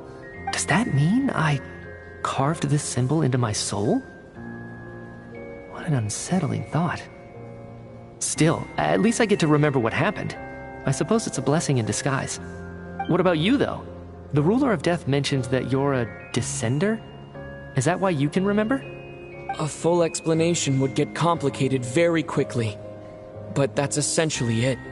Well then, now that it's all over, let's figure out what we've learned. The first thing I notice is that everything here is precisely as we left it, right before our deaths. This confirms that time passes differently in the afterlife than in the real world. They say that right before death, time slows down, and your whole life flashes before your eyes. That must be how you know you have one foot in the afterlife by that point. Anyway, clearly the few days we spent in the afterlife probably only amounted to a few short minutes in the real world. This also aligns with previous reports of widespread temporary memory loss among the Armory Palace personnel. Now it seems likely that those were all brief deaths caused by the Grim Reaper's so-called curse of death. To those unaware of the truth, dying and coming back to life must feel similar to a short bout of catatonia. This leaves me with a couple big questions. What are the conditions that trigger this so-called curse of death?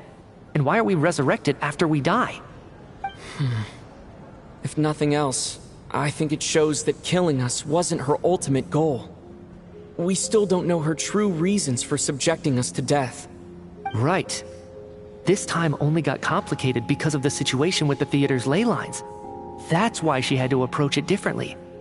If the previous incidents of amnesia among the researchers are anything to go by, killing us is usually a pretty routine matter.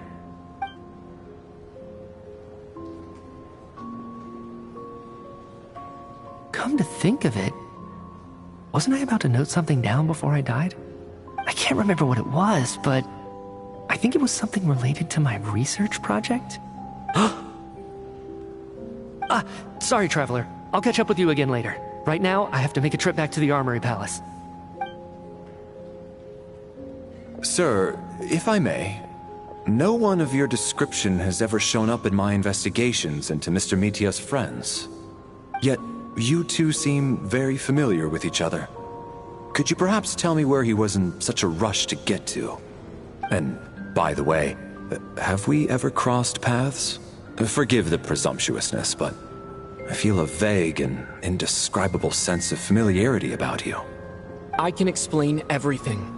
Could you help me gather everyone in the theater in one place?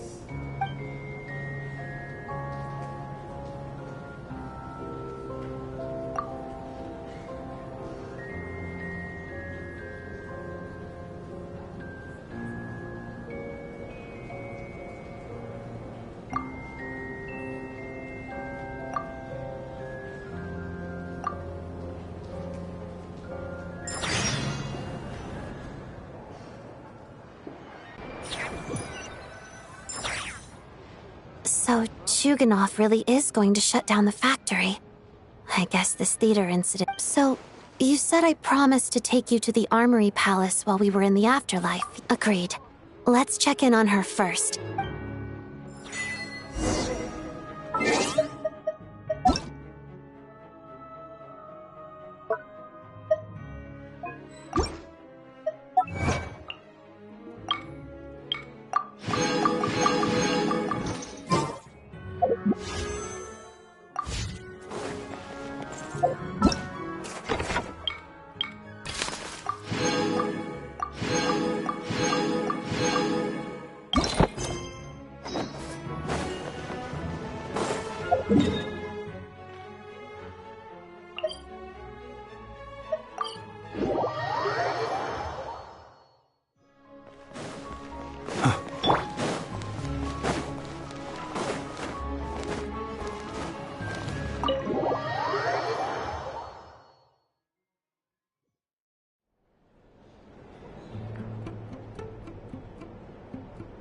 I'm finally back, even though a long time has passed from my perspective.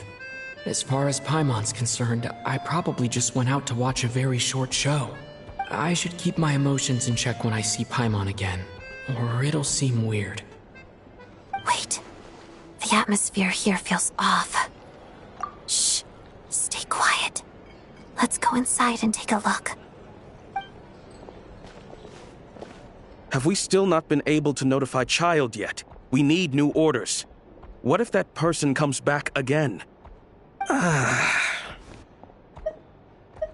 I'm so sorry. Under the circumstances, there was really nothing we could do. Tell me, what happened to Paimon? It was the Jester. He came here in person and escorted Miss Paimon away.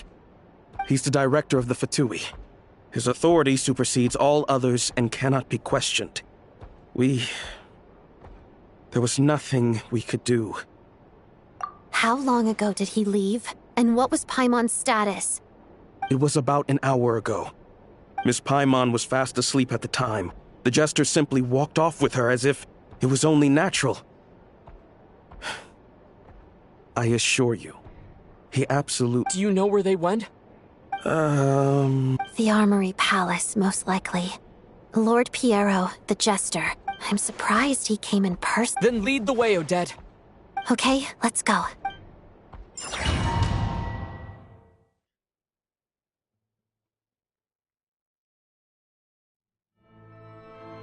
It's just up ahead.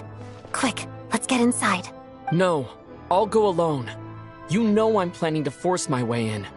You're with the Fatui. I was hardly planned. I may be a Fatus, but Paimon's safety is paramount. If you say so. Let's go. There's no...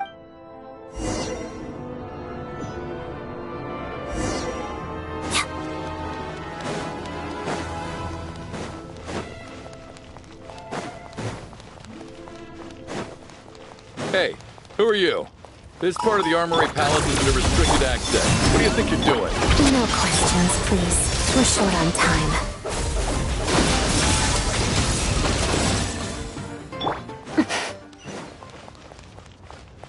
I'll make short work of you. Cleanup sequence initiate.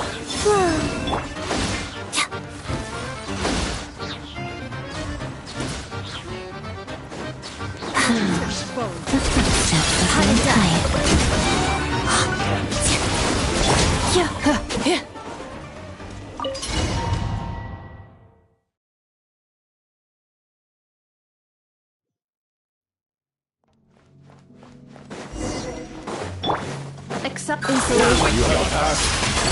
Where are you coming from? So, you're intruders, huh? Then don't blame me for what happens next! The Armory Palace is hidden this deep in? This place is much bigger than I imagined. They're conducting top-secret research, after all. The deeper it's hidden, the better, is standard Fatui logic. The style doesn't really look like the Fatui's handiwork, though. They must have requisitioned some structures from a past civilization. It also... Intruders! Stay alert! Shadow me.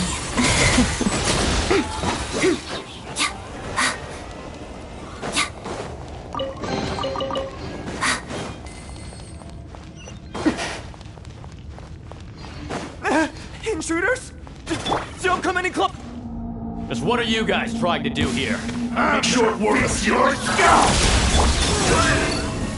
Next mission, I'm gonna freak your scalp! How to die. No one interferes with the Jester's work!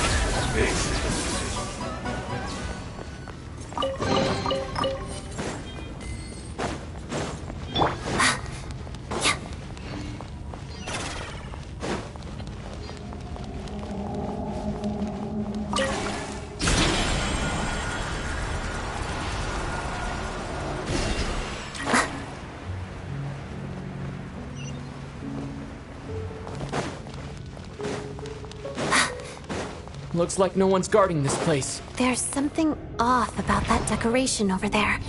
Look out! Let's deal with these before we move on.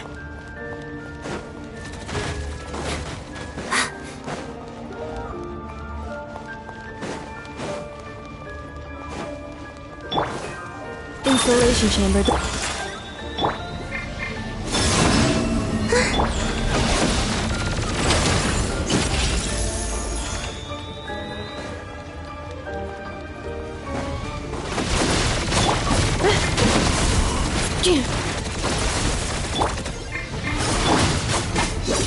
Let's begin.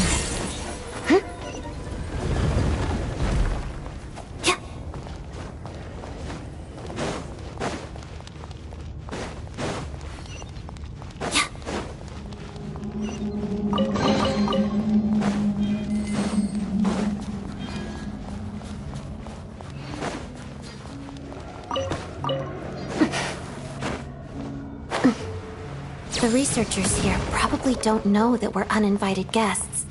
Let's try not to hurt them.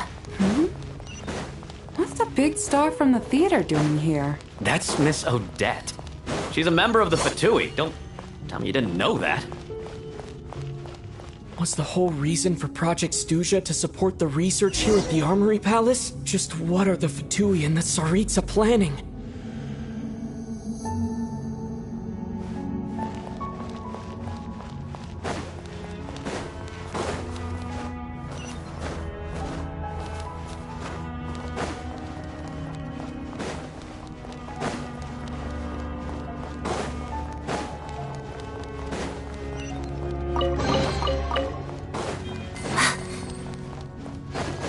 Whoa! Who are you? Never seen you around here before. Looks like there's no way through here. Maybe using the power of this prism could help?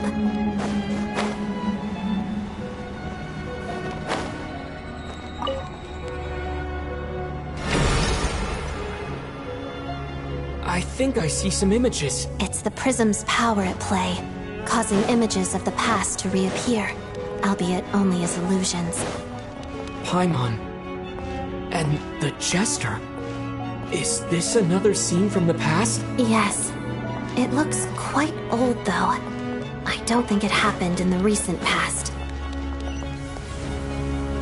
What's going on here? What happened? The source seems to be the Armory Palace. They must have started some large-scale experiment. Wait, what if this has something to do with Paimon? We need to hurry!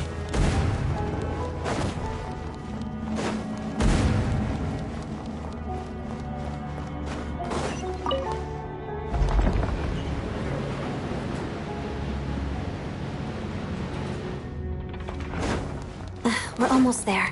The Armory Palace is just up ahead. Paimon, please be okay. Pirouette. Observe.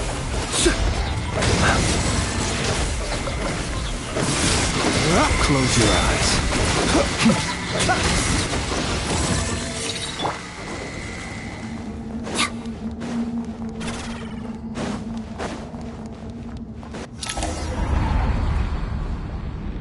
What's going on? Wait, I remember this feeling. It's the curse of death. No, no, not now! Why is the curse of death striking again already?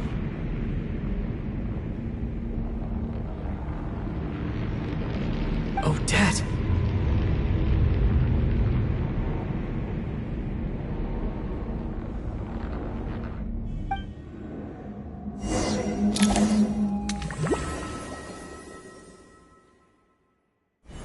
Is this the afterlife again? I need to find a way.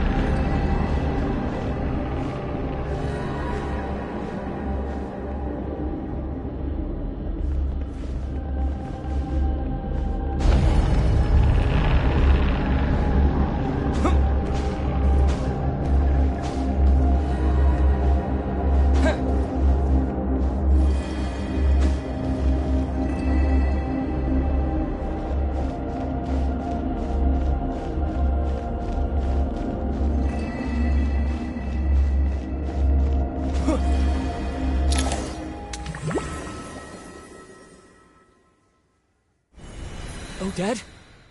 Odette! No signs of life.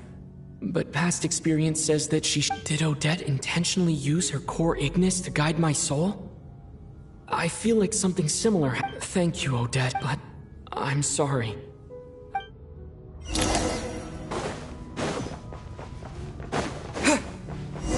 Sure enough, everyone here has been affected by them. Paimon! Paimon! No, wait. Paimon probably didn't escape Renova's curse either. She won't be able to respond to me right now. I'll have to find her myself.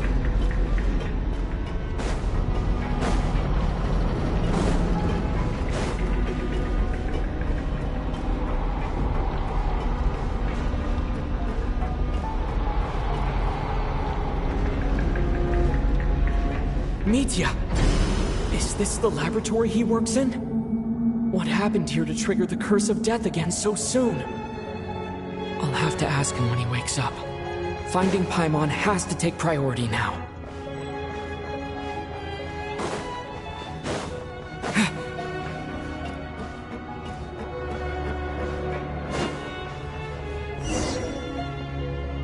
Found her! Paimon really is here!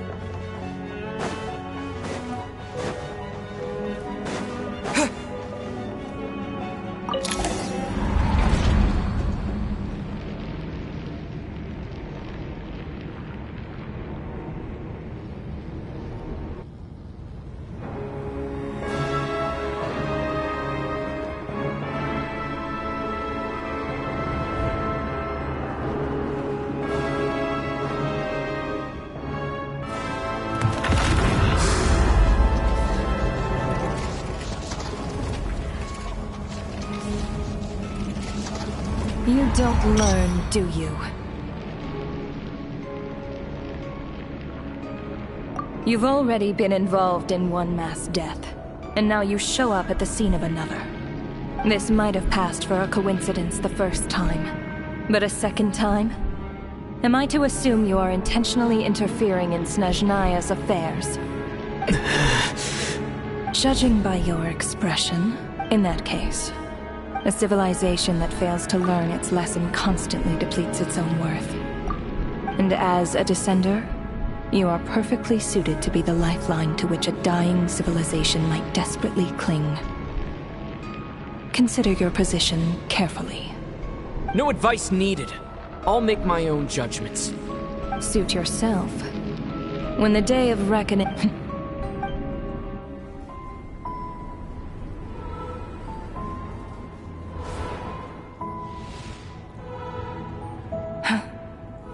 That thing is coming with me.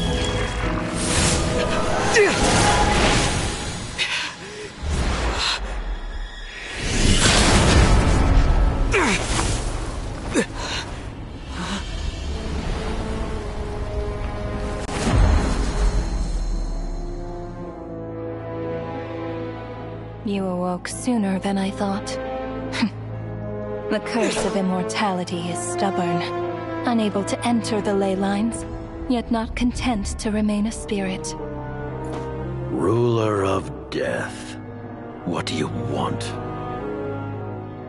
You perplex me. Both you and you. That thing may be a creation of Celestia, but it possesses none of Celestia's power, let alone authority. Your obsession with it baffles me. No matter, the resurrection will soon begin. It's worthless anyway. I'll reclaim it next time.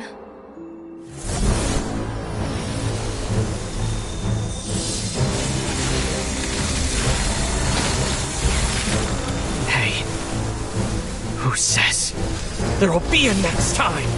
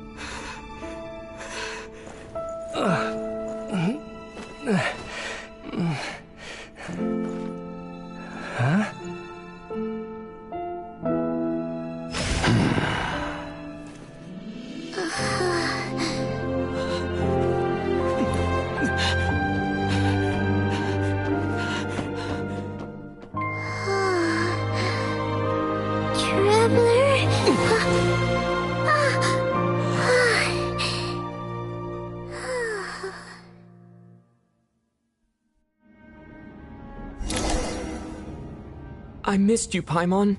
What are you talking about? We haven't even been apart for that long, have we? It was different this time. You seem to be in pretty good shape. Yeah, Paimon's back in tip-top condition. It's the weirdest thing. Paimon fell asleep earlier, and when she woke up, she found herself here. The jester and that guy talking to him used some kind of energy on Paimon, and she could kind of feel it canceling out that other thing that was making her feel unwell. So, Mitya helped too? Apologies for leaving in such a hurry at the theater earlier. I was in a rush to verify some theories. Rest assured that your companion is perfectly safe. We reversed the effects that the experimental energy had on her. The jester specifically instructed me to do so. I suppose this is our first official meeting, Traveler. I could not let Paimon suffer in her condition for a moment longer, and so I simply took her without explanation. I hope you do not mind.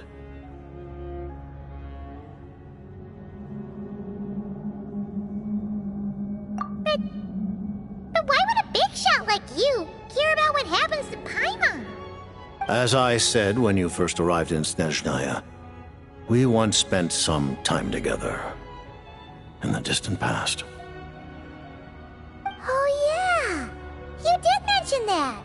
And Paimon did think you seemed strangely familiar the first time we met. I'm afraid the reminiscing will have to wait. Mitya, let us continue with the report. What conclusions, if any, did you reach from conducting the final experiment of our energy research ahead of schedule? The good news is, my hypothesis regarding the Ruler of Death has been verified. As for the bad news, I recommend we suspend the experiments and Project Mistleton until... I will trust your judgment. We shall put the project on hold until the Ruler of Death has been eliminated. Wait, what are you guys talking about? You want to get rid of Renova? Like, how? By killing her? By whatever means necessary, so long as it removes the threat she poses to us. Until then, everything we do will be in vain. After what just happened, I've ascertained Renova's goal. Or rather, the trigger condition for the Curse of Death. Okay, let's hear it. What she's doing is blocking Snezhnaya's technological progress, preventing us from possessing any means with which to threaten the heavenly principles. Just like the little lapdog she is. So, any ideas, research, or experiments that lead to technological progress can trigger the curse. Just now, for instance, I was set to launch a final phase energy experiment ahead of schedule. If the experiment was successful, we could have achieved a crucial breakthrough.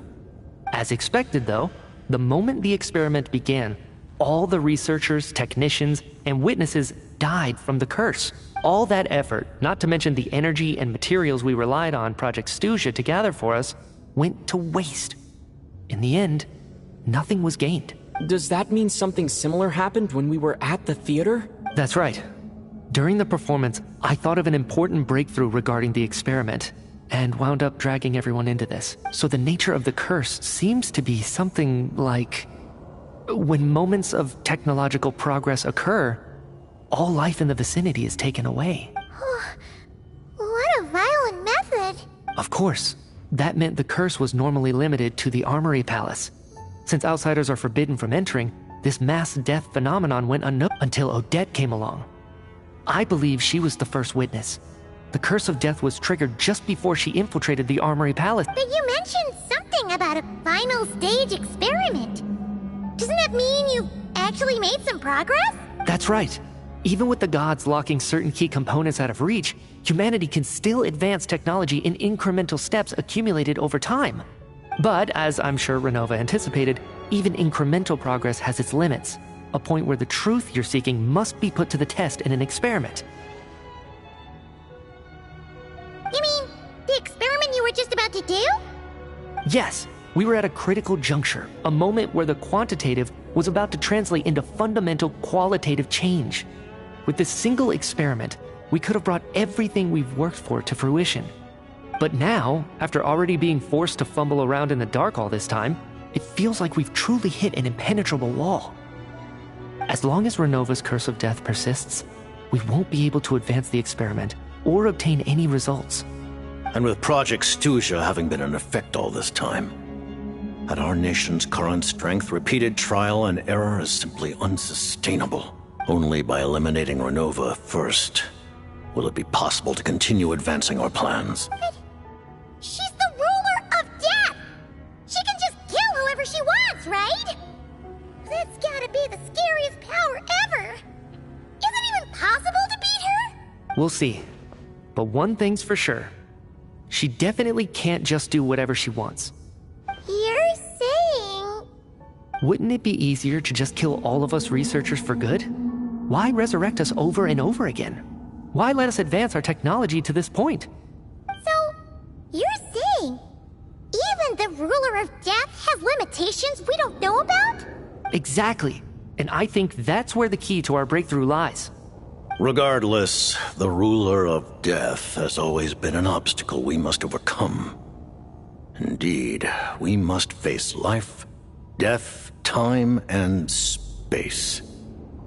After all, our goal is the heavenly principles. The Fatui want to challenge the heavenly principles? For a long time, I've had a vague suspicion the Fatui and the Tsaritsa were targeting the heavenly principles, but hearing the Jester admit it is still a shock.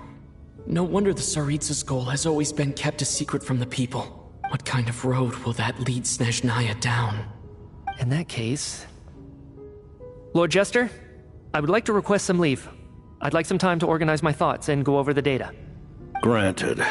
Get some rest, put the experiment out of your mind, and take care that the curse of death doesn't affect any civilians.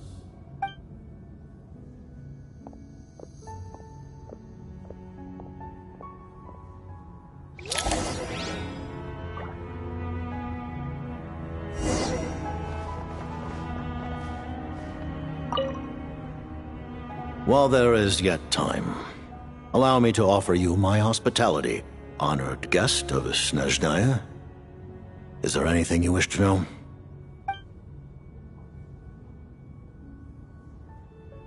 I remember hearing the term Mistleton from Columbina. Yeah! Paimon wanted to ask about that when the name came up just now. What is it? Paimon's heard of Project Stuja, but not this one. As you know, Project Stuja is a series of measures enacted to consolidate our nation's resources, the greater purpose of which is to serve Project Mistleton. Many of the things you have encountered thus far are essentially for the advancement of that project. This includes the Kuvaki Experimental Design Bureau in Notdry. Researching Kuvaki was merely a facade. Its core objective was to use local resources and research findings to build Mistleton itself. And that's a weapon built for the final battle against the heavenly principles, isn't it? Huh? How did you know that? I was given some intel, and I made some deductions. Wait. You must mean that thing over there. Oh, Paimon's gotta take a closer look at this thing. Especially after you guys sent so many people to Notdry to work on it. Kuvaki alone will not break through Celestia's defenses, let alone challenge the heavenly principles. The heavenly principles are no doubt accustomed to combating the power of the light realm, and elemental energy is simply the power of the human realm, converted to that form by the heavenly principles themselves. Any attempt to use this power against its creator would be a futile endeavor. For now, therefore, we have set our sights on the form of energy associated with the third descender and the stellar linchpins. This may hold the potential to allow Mistleton to contend with the heavenly principles. You could say that by reverse engineering the stellar linchpins to extract the energy within, we have obtained a source of anti-Celestia. The Kuvaki experiment, and it looks like you're...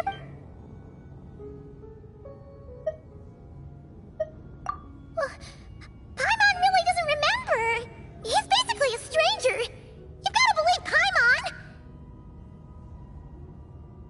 Allow me to explain. The reason Paimon reacted to the anti-Celestia energy developed by the Armory Palace, is because she comes from Celestia herself. More specifically, she is one of its creations. Paimon? A creation of Celestia? Oh, right. I was blinded by anger earlier, but thinking back on it, Renova also said that Paimon is a creation of Celestia. But she lacks Celestia's power or authority. As you know, the lunar fragments in Nodcry were pulled down from the sky using Fatui technology. But the first application of this technology was in Conria over 500 years ago. I used this technology upon the heaven. I presented her to the Vinster King. But he took no interest in this gift, nor Paimon then took up temporary residence in my palace until... Wait, Paimon's a little confused, but... Paimon doesn't remember any of that. Falling from the sky? Having lived through the cataclysm, perhaps you too were burdened with some manner of curse. Although, losing your memories would indeed be the smallest price I've ever seen paid. But it's not just her memories from Conria. Paimon doesn't even know how she spent the last 500 years. She only has memories from the past few years. No matter how hard she tries to... What was Paimon like back in Conria? Unfortunately, when you arrived in Conria, your consciousness during the time you lived in Conria, your personality was no different from how it is now. Aw, man! Paimon's planned to get her memories back and become super smart, you know? Even though Paimon lost her memories, she still feels weirdly close to you for some reason. That must mean... On the contrary, I come, but now as I see it... Traveler? Even though you know Paimon's some creation of Celestia now, you still want her, right? Oh, phew! That's a relief! Thank you for telling me. Given the circumstance, Ella? to advance Project Mistleton, we must first resolve our issue with the Ruler of Death. And if I presume correctly, you have no intention of letting her actions go unpunished either, do you? That's right. Ever since she said she intends to reclaim Paimon when we... Against an opponent of this caliber, deliberating over our allegiances would waste time we do not have. We must join forces unreservedly with whomever we can, if we are to stand anything like a fighting chance. You're going to challenge the Ruler of Death? Just thank you! The Tsaritsa will return. Got it. There was just one other thing. Well, just a request, really. Paimon really was... Of course, Paimon knows it's top secret and stuff, but she just had to ask. It's okay if the answer's no. Certainly you may. Whoa! For real? Actually, maybe it's best not to. What if Renova suddenly pops up again? She might take this chance to... While the technology is not yet fully developed, it has nevertheless reached the stage where Celestia's creations are unable to damage it. In that regard, you may rest assured. Oh. Wow. No wonder Paimon felt so out of sorts recently, even though it was super far away. Alright then! Paimon's ready to take a sneaky peek at this top secret super weapon!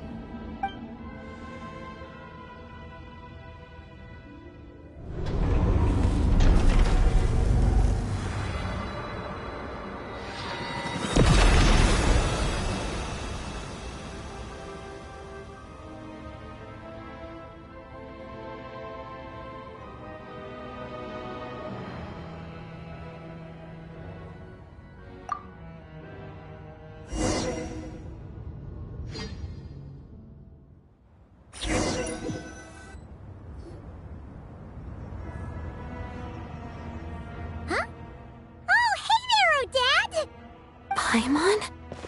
You're okay. Thank goodness. You look well. Have you recovered? Long story short, yep, Paimon's all better. What are you doing here? Were you waiting for us? That's right. When I woke up, I wanted to go in after you, but the guards had woken up as well. It would have been tough to take them on alone, and there was no easy way to sneak past them. So I returned the way I came and waited for you here. It was thanks to you that my soul found its way back to my body so quickly. Thank you. Huh. That actually worked? Nice. I just figured I'd try my luck when that ominous feeling struck me. Really, you should be thanking this thing instead. Anyway, now that things here are all taken care of, I have other things I should get back to.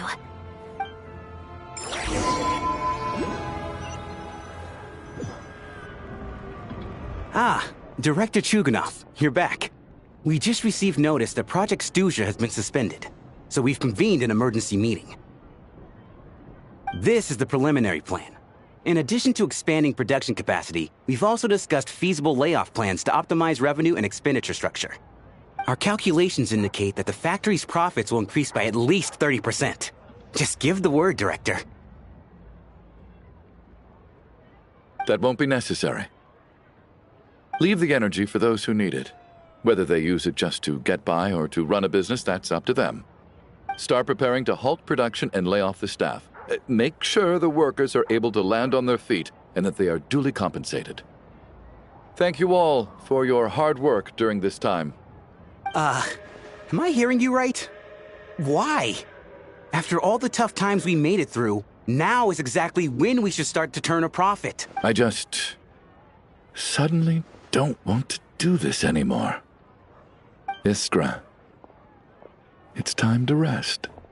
Dear esteemed members of the Rokot, given the effects of Lelik's radical actions upon our organization's reputation and social stability, a decision has been made to permanently withdraw this codename from use. Considering that Lelik did what they did for the benefit of the people, the Rokot has nevertheless negotiated with the authorities, ultimately securing a waiver for all penalties due to them. Lelik will be suspended for a period of time.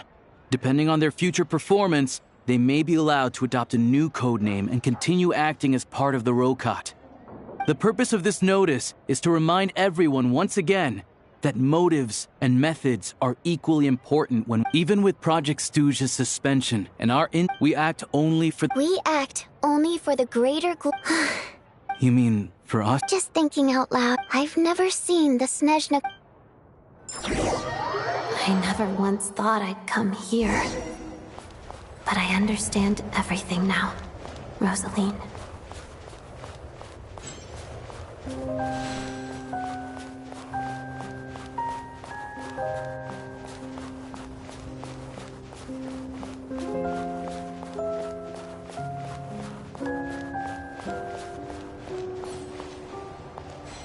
I've seen Spirit Seeker performed many times, including by your mother.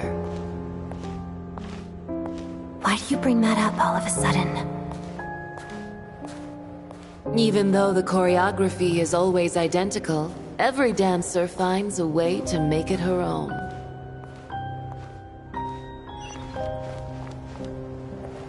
So you actually want to talk to me about ballet? I just think it would be a pity if the dance was lost to history. She didn't teach it to you, did she? That was an unusually subtle taunt for you.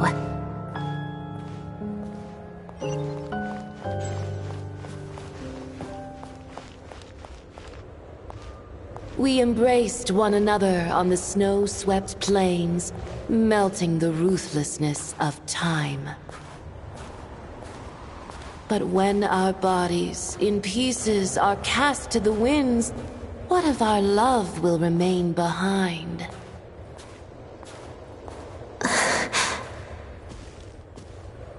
Don't tell me you can't sing. Shush.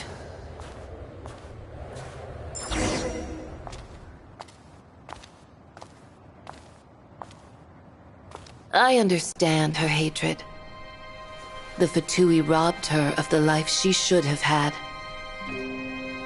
I never opposed her dancing. Yet still I became an enemy of her ballet. I'll just keep my distance. Many despise me. I'm used to it. You're certainly not one to shy away from confrontation. But children, they need a different approach. I'm hardly the most maternal figure. Yet she is a child. In my experience, while a father commands authority, he must still yield to love. You should tell her what you think about her dancing.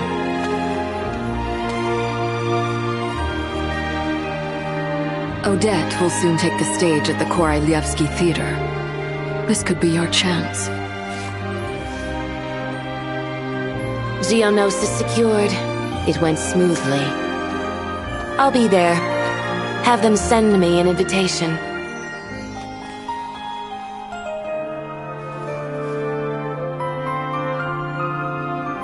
Sadly, things didn't work out. Her final words are inside that block of ice. This? Aren't these for monitoring her subordinates? Not yours. This one isn't her witch's flame, but my two worlds' flames. The two worlds' flames can burn away memories. It was my parting gift to Rosaline.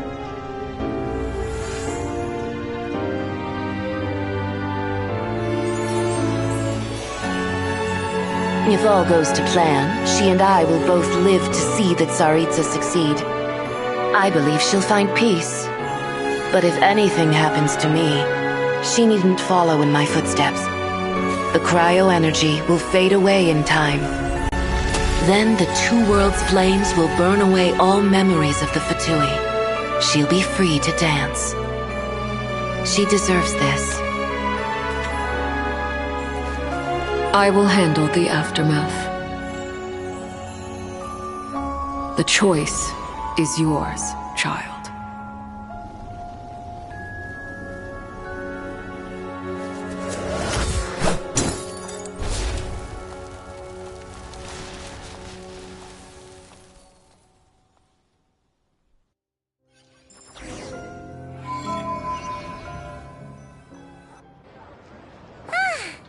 Fresh air at last! Paimon's head isn't spinning anymore, and the fever's all gone.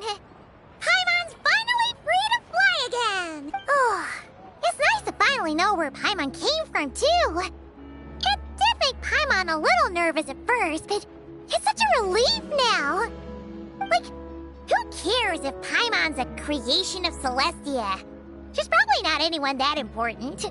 Probably just the fairy of food and fun or something. And like you said, this doesn't have to change anything between us. You're not gonna just... Hey! Hurry up!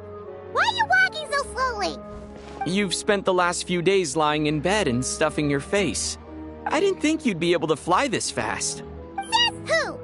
Paimon's as agile as ever. They don't call her White Floaty for nothing. Paimon originally wanted to check out the bookstores in Snezhnograd, but she's more in the mood for flying around right now, so let's save that for later. Wait, they've got light novels from Yai Publishing House here too. Huh? The local Snezhnaya books look pretty interesting too, but I thought you were in the mood for flying around. Paimon can read while she flies. Hey, look at these two dolls. Which do you like better?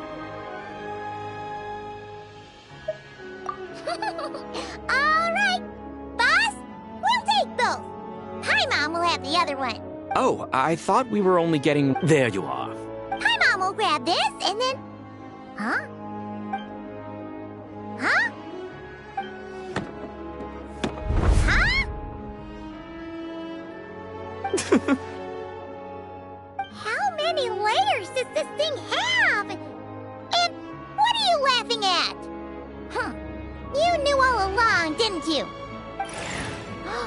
A whole bunch of people are gathered over by the plaza. Hey, look! I know that voice. Of course. If it isn't Paimon and my old comrade. You're looking well, Paimon. Yeah! The jester knew what was wrong and fixed Paimon Thanks for sending someone to keep Paimon safe, too. Oh, yeah, about that. That was kind of embarrassing. Who could have known that our director would go looking for you in person? So sorry for the misunderstanding. Oh, right. Let me introduce you. This is my little sister, Tonya. Hello, Tonya. Hello. Firstly, I'm really sorry about my brother. Sounds like he's caused you no end of trouble. Hey now, why'd you have to start with that? Not that it isn't true, of course. So she's the real Tonya. She said you two didn't manage to meet up at the theater. She waited ages for me, and when I didn't show, she got a little worried and went outside. I know, right? He didn't bother to say a word to me. I searched up and down the city for him, and he only told me about it when I finally caught him at the gates of Glupov. I've been rushed off my feet lately, so I didn't get the chance to go home. I just figured the Traveler would fill you in when he got there. Well, the snow was bad, and you're never late. So I was really worried about you. How was I supposed to know that you'd stood me up? I'm sorry, Tonya. I really am. I'll make it up to you somehow. Just... please don't tell Mom and Dad. Although the mix-up led to a series of misunderstandings, it's probably for the best that the real Tonya didn't get caught up in that mess. Besides, it's obvious that Tartaglia isn't usually one to break a promise. He only gave— No, it's fine. It just meant I didn't get to see the show in the end. By the way, what did you think? You were one of the first people to see it, you know? I would say... the best is yet to come. Huh? What kind of review is that? Hey, look!